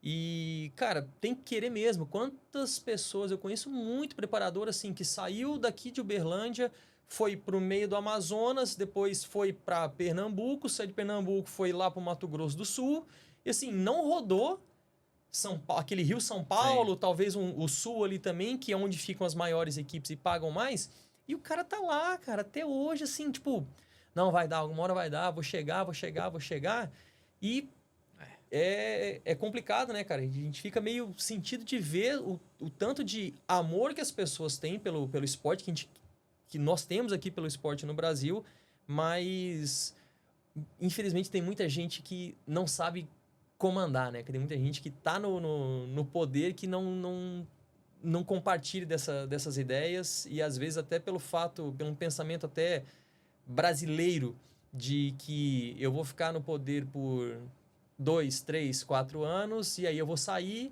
Então eu não quero saber o que vai ter lá para frente. Sim, Eu quero melhor, eu quero fazer as coisas só por enquanto eu estiver aqui, vocês falarem que eu fui que fiz isso, para quem sabe eu voltar a ser eleito, para quem sabe eu poder fazer alguma coisa depois e eu continuar na posição que eu tô, mas não tem um pensamento Não futuro, tem. né? Infelizmente, não. Aí a gente começa a entrar numa parte mais complicada até da gente falar sobre isso, né? Sim. Porque a gente tá hoje... Todo mundo pergunta pra mim, pô, por que que Uberlândia não vai pra frente nas coisas? Uma cidade de 800, 900 mil habitantes. Não, com a estrutura que tem pro esporte. Você vai Sim. pegar... Eu falei, nossa, esse futebol eu não conheço. Que cidade no país tem um número de poliesportivos com campos de grama natural igual tem no Brasil, tem em Uberlândia? Eu não conheço. Eu não conheço nenhuma também. E eu morei já em 16. Onde é aberto, tem futebol pra criançada, pela Futel, tudo, a secretaria dá essa oportunidade. Pô, mas pra onde estão esses meninos? Ah, é só pra falar que tem? Como é que é o acompanhamento dessa situação? Parece agora tem acompanhado um pouco o Dinei, que tem feito um trabalho, parece, junto com a Futel, Sim. de análise dessas coisas. Tá, bacana. Mas e aí? Até quando? Igual você falou, é até quando quem tá lá no poder sair, que é o próximo que vai entrar, isso aqui pra mim não serve, você vai ter que gastar com isso, esse valor que eu posso investir em outro lugar. Então, é difícil. E como você falou, tem que amar? Tem. Só que você falou, chega uma hora também que eu muitas vezes já comecei a me questionar. questiona, é. Pô, e aí, cara? Vai valer a pena mais um ano, mais 2 anos? Como é que... E se eu parar? Vou fazer o quê? Então, a gente que é do meio do esporte e atendimento, a gente começa a ficar preocupado nessa situação por conta disso, da gestão. O ponto principal é a gestão. Porque quando você faz um trabalho bom, te contratam. Pô, você tá vindo com status bacana e tal. Chega lá em janeiro, na reunião, pô, planejamento é assim, você vai ter tal. Chega junho, os caras, pô, não tem mais dinheiro. Pô, mas você me vendeu uma situação? Ah, mas a gente achou que ia dar. É onde eu falo, eu prefiro que o gestor, ou quem quer que seja, pô, eu tenho tanto, vai funcionar assim, assim, assim. Mas não vende algo que não vai cumprir. Seja comigo, ou como eu disse, se eu vou contratar você como atleta, eu vou te vender uma situação. Pô, tá, você vem, pode vir que a barca é boa, papapá, você vai chegar. Chega 3 meses, começa a furar. Você não vai questionar o diretor, porque quem fez o contato com você fui eu. Quem te chamou para fazer parte fui eu. Pô, Felipe, pô, você me falou que não era assim e tal, que ia dar certo. Então já aconteceu isso comigo. E aí você fica numa situação, pô, você vai ter que se indispor com a diretoria, se indispor com o atleta. E aí, nesse meio do processo, quem perde? O clube. Sim. Porque o resultado começa a não vir, o atleta começa a ver que tem força, não quer treinar. Ah, tô com salário atrasado, não vou treinar. E eu vou fazer o quê? Vou obrigar o cara? Como é que eu vou obrigar o cara a treinar? Não posso obrigar o cara a treinar. Todo mundo adulto? Ah, mas vou descontar o salário. Você não via treinar, vai descontar do que não tá pagando? Vai descontar da onde? A gente dá risada, mas descontar daquilo que eu não vou te pagar. A gente ri de desespero, mas é a realidade. E acontece. E a gente torce para que diminua, porque acontece isso em times de Liga Nacional. Deve acontecer, pelo cenário que a gente vê, em time do Campeonato Brasileiro. Tá acontecendo em time grande, cara. Em time grande de futebol. Então Corinthians, Vasco. E eles e todo mundo acha normal, pô. Tá um mês. Virou cultural esse negócio. Tá com o salário um mês atrasado, tal. Aí a torcida vai lá, você não tem vida. Porque se você sai de casa com sua família, você não tá rendendo, você tem que... Mas ninguém sabe que você tá com o salário atrasado, que você tem que jogar machucado, que a diretoria faz pressão de uma situação que não foi combinada em contrato. Aí o torcedor que seja lá, o banqueiro, o administrador, o engenheiro. Uma vez infelizmente, eu tive que falar isso para um cara da rádio. E é cultural no Brasil, todo mundo dá pitaco na opinião do treinador. Aí eu falei pra ele, não, ao vivo, quantas vezes eu fui lá no seu programa falar como é que você tinha que fazer seu programa, sua entrevista? Quantas vezes eu fui lá no engenheiro e falar, não, isso aqui tá errado, porque eu acho, não é eu acho, só que é cultural, todo no Brasil todo mundo acha que é treinador. É. Eu tô falando, trazendo pro meu modalidade. Sim. Então, eu importo? Nem um pouco. No começo eu importava. Só que você vai amadurecendo e fala, pô, realmente é uma coisa, deixa falar. O torcedor acha, pô. Só que tem gente que extrapola. Tem gente que vai te falar de uma forma grosseira. Vai te cobrar uma coisa que ele não tem direito nenhum, né? Ele paga seu salário, não faz nada, é um torcedor.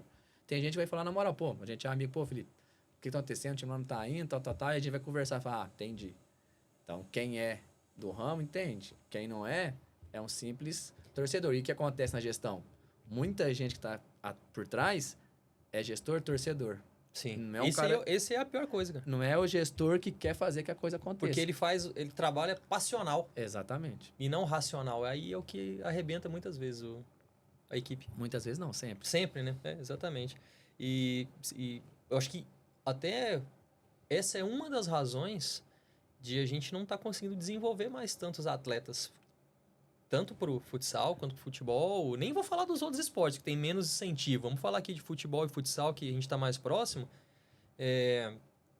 A gente tem jogadores de nível mundial com habilidade assim acima da média, como um Neymar, alguma coisa assim. São poucos que estão aparecendo. Por uma época que a gente tinha antes, como Ronaldo, Ronaldinho, com Kaká, Adriano. Pô, você tinha uns caras que estavam muito acima e hoje a gente não tem tanta gente aparecendo. Eu não vejo tanto incentivo assim na... Então, meu ponto de vista... Por que eu sempre tive proposta já de futebol? Não quis ir. Porque eu vivenciei uma experiência em um clube grande, que eu falei, cara, eu já sabia que existia. Não é isso que eu quero pra mim. Existe no futsal? Existe. Só que a proporção é muito menor porque as cifras são muito menores. Sim. Você falou, existe Neymar, Novo Rodrigo, Robinho? Existe. Onde estão esses caras, Felipe? Tem gente time grande, tem gente que não tem time nenhum. Por que não desenvolve? Eu vou te falar uma coisa que pode ser complicado eu falar. Empresário. Hoje, os empresários tomaram conta. Então, eu falo, eu tenho empresário para me ajudar a gerir e tal, tudo. Mas aí tem a questão, tipo assim, que o clube tá mais preocupado se o jogador é do Thalisson, que é um empresário de renome, ou se é do Felipe, que é um empresário que tal, mas o meu atleta é 10 vezes melhor que o seu atleta, sim, tecnicamente ou taticamente. Aí vai a questão de nome. Você vai contratar um atleta empresário da Nike ou um empresário da Xing Ling? Então, eu acredito que é muito desse ramo do empresário não digo que tomou conta, mas tem uma influência muito grande. É importante ter empresário? Eu acredito que sim. Porque tem empresários bons que ajudam a gerir a carreira do atleta. Assim, um atleta começa a vislumbrar coisa demais. Pô, vem cá. É assim que funciona, meu amigo. É assim e tal, pé no chão. Mas tem atleta que tem empresário que, na verdade, não deveria nem ser chamado de empresário, né? Porque ele vai, pega o dinheiro, põe um cara lá, não dá suporte nenhum mais pro atleta, pra família. Então, eu acredito que tá muito por esse caminho também. Existem, como toda profissão, excelentes empresários, sim, como empresários que realmente estão preocupados consigo mesmo, em só pôr dinheiro no bolso. Então, e é onde os atletas que têm uma individualidade técnica aguçada não têm oportunidade, porque normalmente esses atletas não têm o quê? Dinheiro. Sim. E para você ter empresário hoje, você precisa ter dinheiro, você tem que ser muito fora da curva para alguém te ver. Tem que estar muito acima mesmo, o cara falar, não, realmente, eu tenho que dar o braço a torcer, esse aqui eu vou ter que levar. Isso, é igual você pegou o Neymar. Antes o pai dele assumir a gestão dele e tal, o Robinho. Eram quantos empresários no Brasil? 3, 4. Hoje você vê, eu acho que uns 50, 100. Então aí tem muito essa questão. O atleta virou mercadoria. Uma empresa, Exatamente. Então, igual, eu conheço treinadores de base, Santos, falando de futebol e futsal, Corinthians e Flamengo, que eu vejo ele postando jogos dos meninos, campeonatos, você fala assim, pô, por que esse moleque não virou? Por que esse moleque não foi? E aí quem vai conseguir responder? Só quem tá lá no dia a dia. E a gente faz especulações. Pode ser por isso. Eu acho que é por isso. Muitas vezes a gente acerta, muitas vezes não. Então, como a gente tá falando, existe. Do meu ponto de vista que eu já vi, existe. Agora, o porquê que não tá chegando, aí a resposta é um pouco mais complexa. E, assim, até do desenvolvimento, por exemplo, você falou aqui de Uberlândia, que tem uma baita estrutura de campos poliesportivos para praticar todo tipo de esporte. Mas eu vejo que o adolescente fez 16 anos, acabou, né?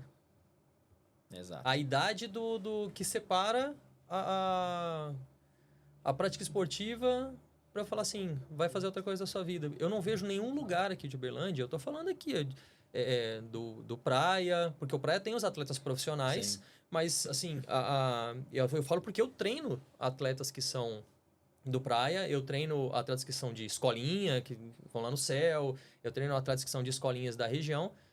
Fez 16, 17 anos, já tá naquela idade de profissionalizar e tem muito moleque bom, tem muita menina que joga muito bem, mas aí não tem essa transição para ir dos 16, 17 pro profissional, para passar para essa próxima parte, né, cara? Trazendo pra minha realidade, que é o futsal, hoje no Uberlândia não existe uma equipe sub-20. Nenhuma. Você pega o Praia, tem um sub-17. Do sub-17 hoje pro adulto, no futsal, se o menino é muito fora da curva, ele vai ter uma oportunidade. Se não, esquece. Cada um vai para um canto e vai. Não, aí acabou, beleza, 17.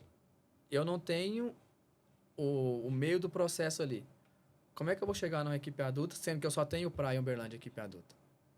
Sim. E com 17 anos, a gente não tem um calendário bom, pra esses meninos estar jogando Campeonato Mineiro, essas coisas. Quem tá vendo esses meninos? Ninguém. Vai virar como? Não vai. Igual, tem um menino que foi meu atleta, o Marcelinho. Estourou no Praia 17, me ajuda, tal. Vou ver alguns contatos aqui no Sul, tal. Aí conseguiu pra ir lá em São Francisco, Santa Catarina. Ficou lá 1, 2 meses, é difícil demais. Eu falei, não é difícil, porque a realidade que você tinha é diferente. Aqui, Era outra eles coisa. vivem o futsal. Aqui você vai ter que treinar mais, você vai ter a oportunidade de treinar com adulto. E aí, hoje você vai ter a oportunidade. Aí hoje você tá reclamando porque o treino é forte, antes você reclamava porque não tinha oportunidade. Então, aí, quando você falou, chega nessa idade, se o atleta não tá bem, condicionado fisicamente, principalmente mentalmente, para sair daqui de Uberlândia, que é uma cidade excelente para morar, pra você passar uns perrenguezinhos, não vai virar, vai voltar para casa. Aí você pega hoje o Pedro Scavinato. É um menino de uma família bem sucedida, tudo. É um moleque que quer, tá no Magnus. É capitão do Sub-18 do Magnus. Precisava? Não, porque é um menino que realmente tem uma qualidade financeira boa, mas tá correndo atrás. Não sei como é que tá morando lá, porque é o Magnus, tudo. Mas essa questão da transição, ou vai ser por que conseguiu para ir pro Magnus? Fez um bom trabalho? Fez, mas tá com o empresário. Sim. Porque se não tivesse, era mais um que tava aqui. Não, é uma crítica. Porque muita gente que o Brando vai falar uma coisa, você acha que tá metendo pau porque você não tá lá. Uhum. Porque você não tá no praia, porque você tá falando praia. Porque você tá falando não sei o quê, porque você não tá lá. Não. É porque a gente que ama o esporte e é da cidade, quer que mais atletas tenham a oportunidade de poder alavancar o nome da cidade. Agora, o Praia foi eleito o segundo clube com mais atletas convocados para as Olimpíadas. Sim. Bacana. Quantos são da cidade? Essa é uma boa pergunta. Entendeu? É uma crítica? Não. Porque estão investindo, trazendo atletas olímpicos para chamar. Claro. Só que, para eu ter esses atletas olímpicos vestindo a camisa do Praia, eu tenho que incentivar que as nossas crianças aqui vislumbrem estar lá. E o que a gente está fazendo para isso acontecer? Eu falo que eu me incluo, porque eu saí de Uberlândia em 2016. Nunca trabalhei aqui em Uberlândia, assim. Por quê? Não tive oportunidade. Não deram espaço. E eu não vou ficar esperando. Você falou, tem muita gente que fica, uma hora vai dar certo, no mesmo lugar. Eu vi que não deu, meu amigo. Vou estudar e vou buscar a oportunidade fora. Se lá fora não der, beleza. Volto para casa e vamos ver o que acontece. Mas, graças a Deus, deu certo. Então, bacana. Fizeram toda uma mídia do clube e tal. Que continue. Estão com o handball, que é um esporte olímpico forte. O basquete agora, o basquete 3x3. O futsal tá muito bem esse ano. Então, que continue.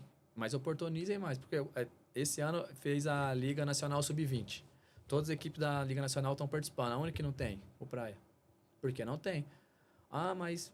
Porque hoje você tem uma equipe sub-20, é quase uma equipe adulta. Quase uma adulta, De gasto. Porque você tem que contratar atleta de fora. Aí é alimentação, é moradia. Então, mas, não vale a pena? Eu tenho certeza, se o futsal fosse olímpico, existiria o sub-20. Sim. Estão dizendo que parece que o próximo ano vai voltar. Tomara que tenha. Os meninos da cidade precisam. Sim. Porque os meninos do Praia sub-17, sub-15, todos são atletas de Uberlândia. São atletas que são sócios do Praia. Sim. 2 ou 3 são sócios atletas, tal, que não tem condição, mas tem qualidade técnica. Então, que tenha para que o processo não seja interrompido. Porque essa lacuna, eu que sou venho do esporte, do futsal, do 17 pro adulto, é muito grande. Sim. É muito grande. Porque o sub-20 ali já é quase um adulto e a diferença, o menino que estourou a categoria sub-17, se ele não tiver um aporte físico bom e principalmente um mental muito forte, primeira vez que ele bater lá no profissional, ele vai voltar e não vai querer saber mais de bola. O Arthur, que é daqui de Uberlândia, que tá lá no Benfica agora, ele saiu do Praia, né? Ele jogou campo, né, no Uberlândia, Sim, tudo, jogou jogou no campo Praia, Uberlândia. o Jacaré também, que é o pivô Isso também é. tá no Benfica. Eu acho que o Arthur ele saiu daqui e foi pro Corinthians. Foi ele e o Luiz Gustavo. E ele foi. Agora eu só não lembro disso. Ele foi com 17 já? Não, acho foi, que era pro ou já sub-20. tinha. Ele tava no. Sub-20. Tinha o sub-20 na época, então. Tinha. E ele e o Luiz Gustavo. Aí. Tinha uma equipe sub-20 que você pôde proporcionar que Aí o atleta depois, na verdade, formasse. não sei se o Luiz Gustavo é um pouco antes. Porque Aí o eu Arthur é não lembro. 9'4". Aí tem o Luiz Gustavo, que também parou. O baita goleiro, foi campeão do Corinthians, com o Corinthians na Liga Nacional, mas também Sim. não quis saber mais. Ele parou com quantos anos? O Sabe? Luiz parou... Mas parou mais novo, né? Acho que não chegou nos 25, não. É. Eu acho. Aí. Tem o Bruno, que aí despontou pros Emirados, começou a ganhar dinheiro lá, não quis saber, mas foi pro Corinthians primeiro, o Corinthians foi pra lá, o Yuri, que foi pro Corinthians, hoje tá no Rio Grande do Sul. Aí o Arthur saiu daqui, foi pro Corinthians, foi pro Magnus, Barcelona, Benfica, renovou lá. E é um menino, tipo assim, eu não tive muito contato com o Arthur, não o conheço pessoalmente, mas sempre acompanho a trajetória. Sempre foi muito forte fisicamente. Sim. E sempre foi um atleta mentalmente muito forte. Ele crescia mais na adversidade do que quando o jogo era fácil. Então, isso fez ele se tornar o atleta que ele é hoje. Tanto é que tá indo para a Copa do Mundo. Sim. Foi convocado. Então, existe grandes atletas na cidade? Existe. E a gente pode continuar promovendo mais. E tomara que os clubes a Futel, que tem investido na natação, nos para-atletas, tudo certo também, mas que tem essa valorização da base também. Porque, os meninos da Futel, como eu falei, tem um monte de campo. Ah, beleza, vamos pro Bernardo Esporte? Você teve lá dentro. Sim. É fácil? Então, ainda mais tratando do futebol, é complicado. Aí começaram a abrir clubes dentro de Uberlândia. Tem o ESUB, tem outro clube lá que eu conheço, do ESUB, que o pessoal que tá lá eu conheço. Então, estão tentando fazer um projeto, mas eu não posso montar um projeto, Thales. Você já deve ter passado por isso, ouvido falar. Vou montar um projeto em Uberlândia, pensando em desenvolver o menino para vender o menino para ganhar dinheiro. Eu já comecei errado. Já começou errado. Então, meu ponto de vista, eu acredito que o ponto principal é desenvolver e dar sequência. Ganhar dinheiro, se der, se não der... É consequência, né? Exatamente, é o processo. Consequência do processo. E nunca vai ser de uma hora para outra. E não pode ser o inverso. Como é que eu quero ganhar dinheiro antes de preparar?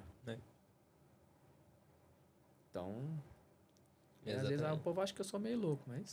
Não, mas eu penso assim, né? Tô falando que é só certo? Não, mas... Você desenvolver o atleta é isso, cara. Você tem que dar uma base para ele, para você, lá na frente, transformar ele Aí sim, transformar ele num atleta que pode ser vendido e você ganhar dinheiro com ele. Nem todos vão conseguir isso, óbvio, mas você vai formar uma base muito boa. Sim. E igual eu sempre falo para todos os pais que vão me procurar para dar treino e tudo mais, eu trabalho com desenvolvimento atlético de longo prazo.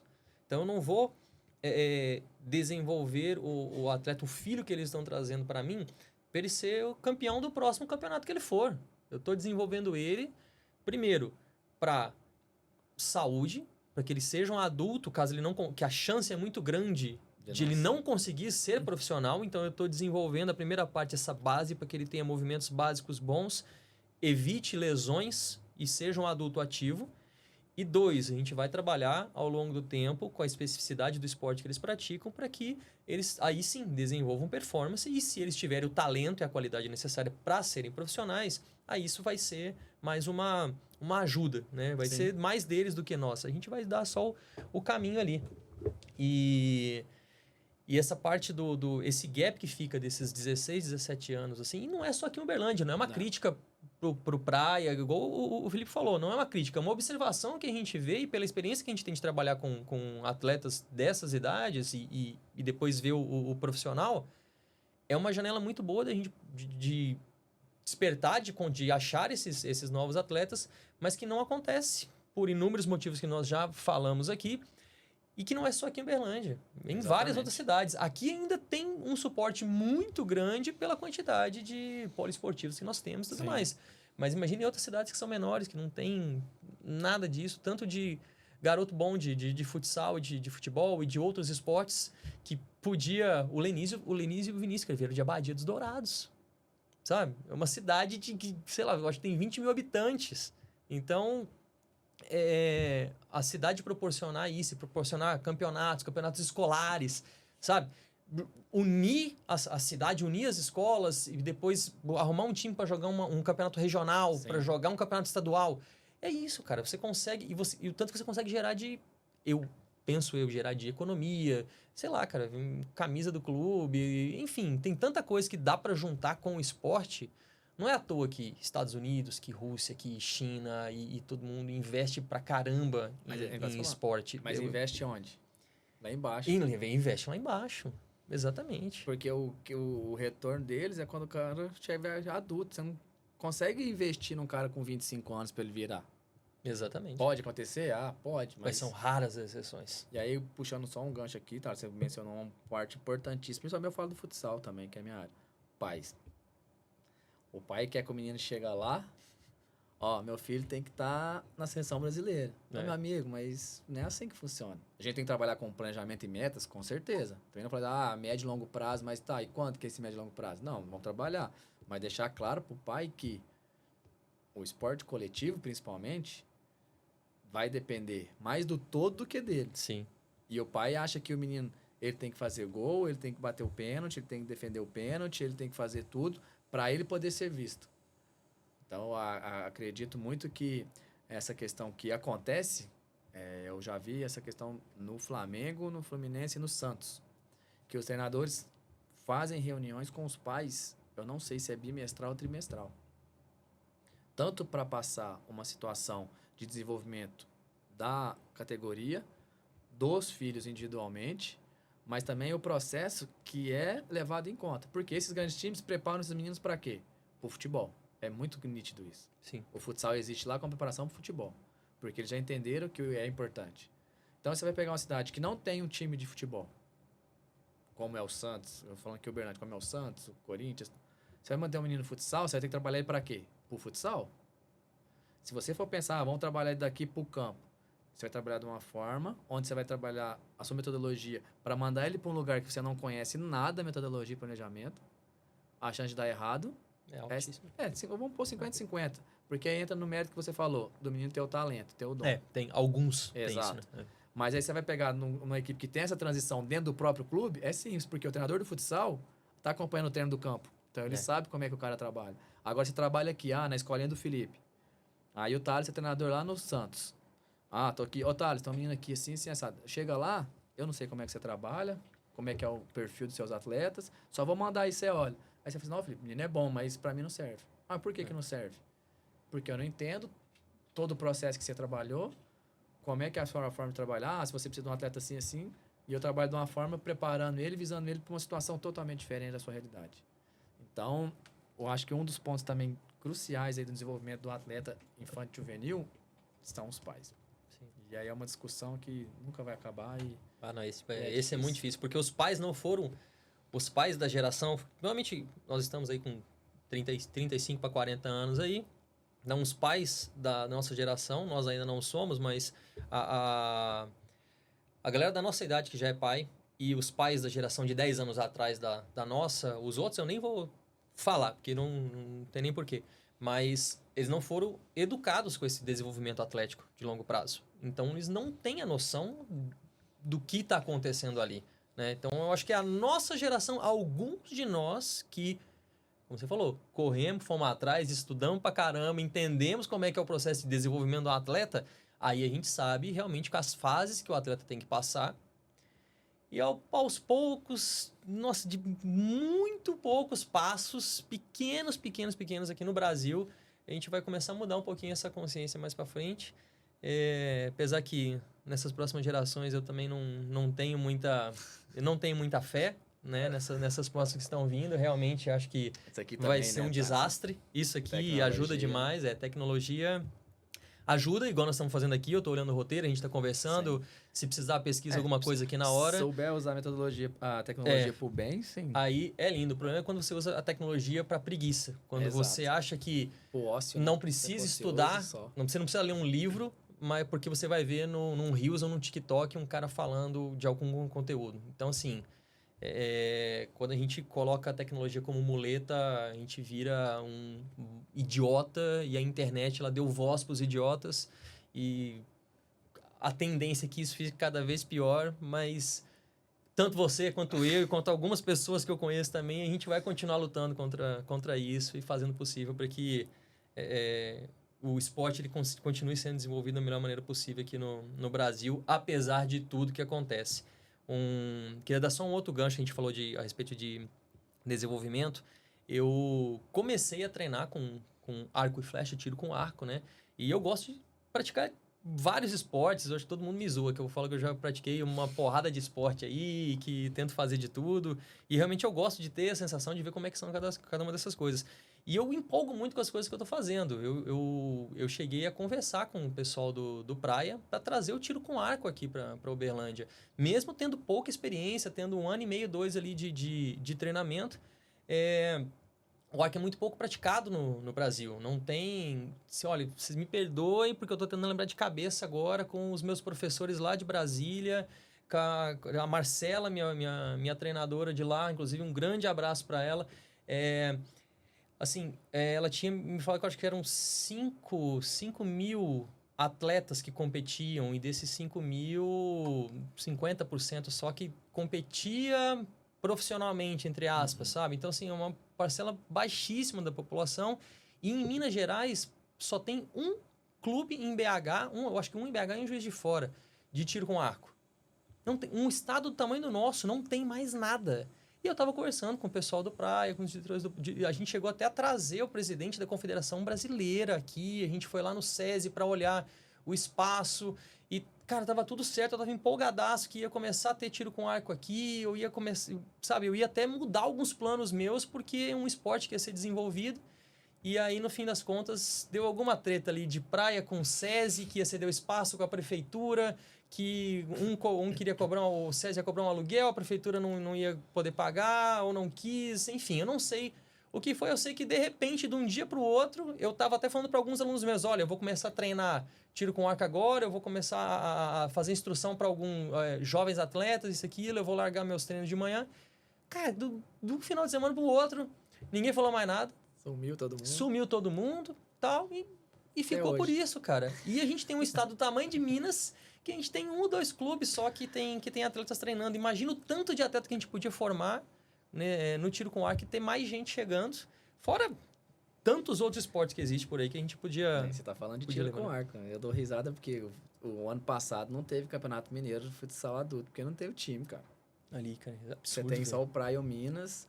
Aí tem o América que tá vindo agora, esse ano tem o Cruzeiro, não sei como é que vai ser esse ano. Você pega um estado desse tamanho, você não consegue ter 10 times adultos profissionais, mano, pra jogar futsal. De um esporte que qualquer quadra na esquina aqui tem gente praticando.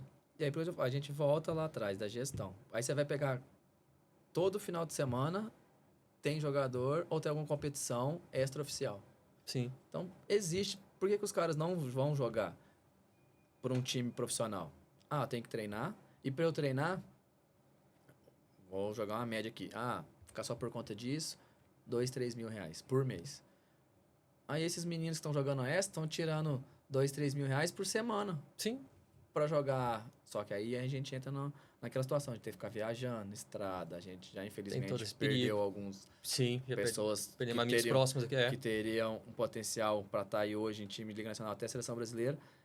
Preferem o risco. Sim. Porque é uma coisa... entre aspas, mais rentável, porque eles continuam tendo o trabalho deles, e isso vira um complemento que acaba sendo um bom, do que ter um time organizado. Então, a gente volta. Pô, se um tiro com arco, se o futsal, que o futsal não tem, imagina um tiro com arco, só tem 2 clubes. Então, é complicado, eu sei, não é fácil, mas, como você falou, a gente continua lutando, brigando. É bom ter espaços assim pra gente poder falar. Agora, o que a gente tá falando não é uma verdade absoluta. Não, é a experiência nossa e com certeza tem muita gente que passou por isso e passou por outras coisas que a gente nem imagina. Exatamente. Então, ter espaço para poder falar, eu acho que é válido, porque a gente começa a abrir os olhos de pessoas que têm interesse. Pô, todo mundo vira para mim, pô, Felipe, você foi parar, igual você falou, tá milionário. Queria estar milionário. Se eu tivesse milionário igual todo mundo acha que eu fiquei, gente, eu tava muito bem. Mas tem as dificuldades, como todas as modalidades de esporte, e realmente é 1%, 2% que vai realmente conseguir viver 100%. Você vai pegar hoje, você perguntou, Bernardinho. Bernardinho vive só do vôlei? Tanto de palestra que ele faz, curso que ele dá. Então, e isso nós estamos falando do esporte olímpico, o maior treinador, se não for do mundo de todos os tempos, do voleibol, tanto feminino, tudo que ele quer feminino como masculino. E não vive só do esporte, diretamente, né? Porque as palestras dele são com relação à liderança e tal, por ele trabalhar com equipes, né? Então, a gente vê por aí como é que funciona. Exatamente. É isso aí, cara. Bom, conversamos pra caramba, que eu acho que esse foi o podcast com o maior tempo possível. E se brincar, a gente ainda falava mais aqui. A gente tem que dar uma segurada, uma cortada em algumas coisas mesmo. Mas, cara, quero te agradecer demais por ter vindo aqui. Como é que estão os planos agora pra você? A partir de agora, vai ficar no Brasil? Vai voltar? Tá com proposta pra fora? Como é que estão as coisas? Então, eu tava com o contrato assinado já pra ir pro Kuwait, né? Só que o árabe, vou te falar, é pior. O árabe é pior que mulher indecisa, mano. Verdade. Dou risada, mas é verdade. Contrato assinado. Você vem embora dia 13. Sua passagem, vou te mandar dia 5 e tal. Eu falei, beleza, tudo certo. E nisso, chegando proposta do time do Brasil. Eu falei, não, já acertei, que minha intenção é continuar no exterior. Uhum. Aí, 3 dias atrás, ele me ligou, coach, não vai dar certo, porque a sua licença aqui é a C, aqui tem que ter a A da Ásia, e não sei o que, tal. Falei, beleza. Cancelaram. Aí depois você recusou a galera aqui no Brasil. Recusei as 3 equipes. Aí, depois eu fui procurar saber que não tinha nada a ver com isso, porque aí eles ficam... Árabe é assim, ó. Eu ligo pro Felipe, aí eu ligo pro Thales. Só que eu sei como é que lidar com o árabe. E tem gente que não sabe, por exemplo, o árabe te liga e fala assim, você vai vir por tanto, assim, assim, assim, beleza? Tem gente que fala assim, beleza. Só que eu não põe as coisas no contrato, chega lá, eles não te dão. Uhum. Só de boca, esquece. Só que isso eu aprendi. Aí eu falei, o cara falou, você vai ter casa, vai ter carro. Só que eu lembro do contrato pra eu ler, não tava no contrato. Eu falei, não, eu quero que ponha isso, isso, isso. Não, mas é minha palavra. Eu falei, não, põe no contrato. Aí ele colocou, contra a vontade dele e tal. Aí, não, tá falando isso, põe. Aí, como ele viu que eu tava questionando demais ele, eu acho que ele arrumou outro que aceitou tudo. Aí eu falei, beleza, tudo certo. Aí, agora apareceu a oportunidade para eu ir pra Taça Brasil, né, divisão especial, pela House Via Motos, time do Mato Grosso. Vou estar com eles, né, esse ano. O ano passado, estive contra na Copa do Brasil, né, a gente eliminou eles nas quartas de final. E hoje, agora mês que vem, a gente vai estar do mesmo lado. Inclusive o Luiz Gustavo, que é aqui de Uberlândia, o goleiro, vai junto também, né, ele estava na equipe deles. É uma equipe que tem jogadores experientes, né? Passou por seleção brasileira, Careca, Simi, Esquerdinha, que estava no Barcelona, ficou muito tempo lá na Europa. Então, a gente vai ter essa experiência aí na Taça Brasil, divisão especial, e negociando algumas situações, ainda procurando alguma coisa no exterior, já que lá a temporada começa em setembro, né? Então, vou para essa Taça Brasil, minha primeira Taça Brasil como treinador, uma competição a nível nacional, e aguardar para ver o que acontece. Se não acontecer, a gente tenta terminar o ano aqui no Brasil mesmo. Fechou. Cara, muito bom. Muito obrigado por ter aceitado o convite, ter vindo participar aqui, conversar comigo, falar de esporte, de futsal, algo que nós dois gostamos demais. E compartilhar a sua experiência foi muito bom. E, assim, te desejar muito sucesso. Dá orgulho de saber que você saiu da mesma faculdade que eu saí. E que tanto você quanto eu, quanto mais pessoas que a gente conhece aí, estão se destacando no cenário nacional e internacional, nos esportes, na área que nós seguimos. Então, acho que é um motivo muito grande aí de orgulho de termos saído todos aqui de Uberlândia, termos saído da UFO, e agradeço demais aí o seu aceite, ter vindo aqui conversar, e tá aberto aí o convite para você vir mais vezes aí contar mais histórias. Assim. A gente podia fazer um aí, a gente fala só dos perrengues que acontecem nas viagens e tudo mais. Isso aí a gente tem muita coisa, desde o universitário até o profissional. Não, eu que agradeço, Thaleson, o espaço, o convite. Parabéns aí pelo podcast. Eu já acompanhava as outras entrevistas que você trouxe aqui, outros profissionais de várias áreas da saúde. Eu acho que é muito importante. Mais uma vez a gente falando, nossa cidade é muito grande e precisa disso. Porque eu vejo que muitas vezes somos carentes de informação. E igual a gente comentou, às vezes a gente prefere pegar o celular para ver um Reels, um TikTok, do que assistir um podcast de um profissional, seja ele qual for, da saúde, de saber um pouco mais como é que funciona cada área, né? Então, parabéns mais uma vez. Tudo que você fez e faz desde a época da faculdade, você sempre procurou fazer não muito bom, mas excelente. Então, isso te gabaritou como um excelente profissional que você é. E sempre que precisar, estamos aí. Se quiser fazer um podcast só da resenha, não, tem um muita dia história. a gente Tem vai muita fazer um história. só de resenha aqui, cara. Eu vou Tem chamar muita você e mais um aqui, pelo Tem menos. muito- Mais dois, cabe mais dois aqui. Tem muita história engraçada. Tem muita história boa pra falar. Valeu, galera. Muito obrigado e nos vemos no próximo episódio.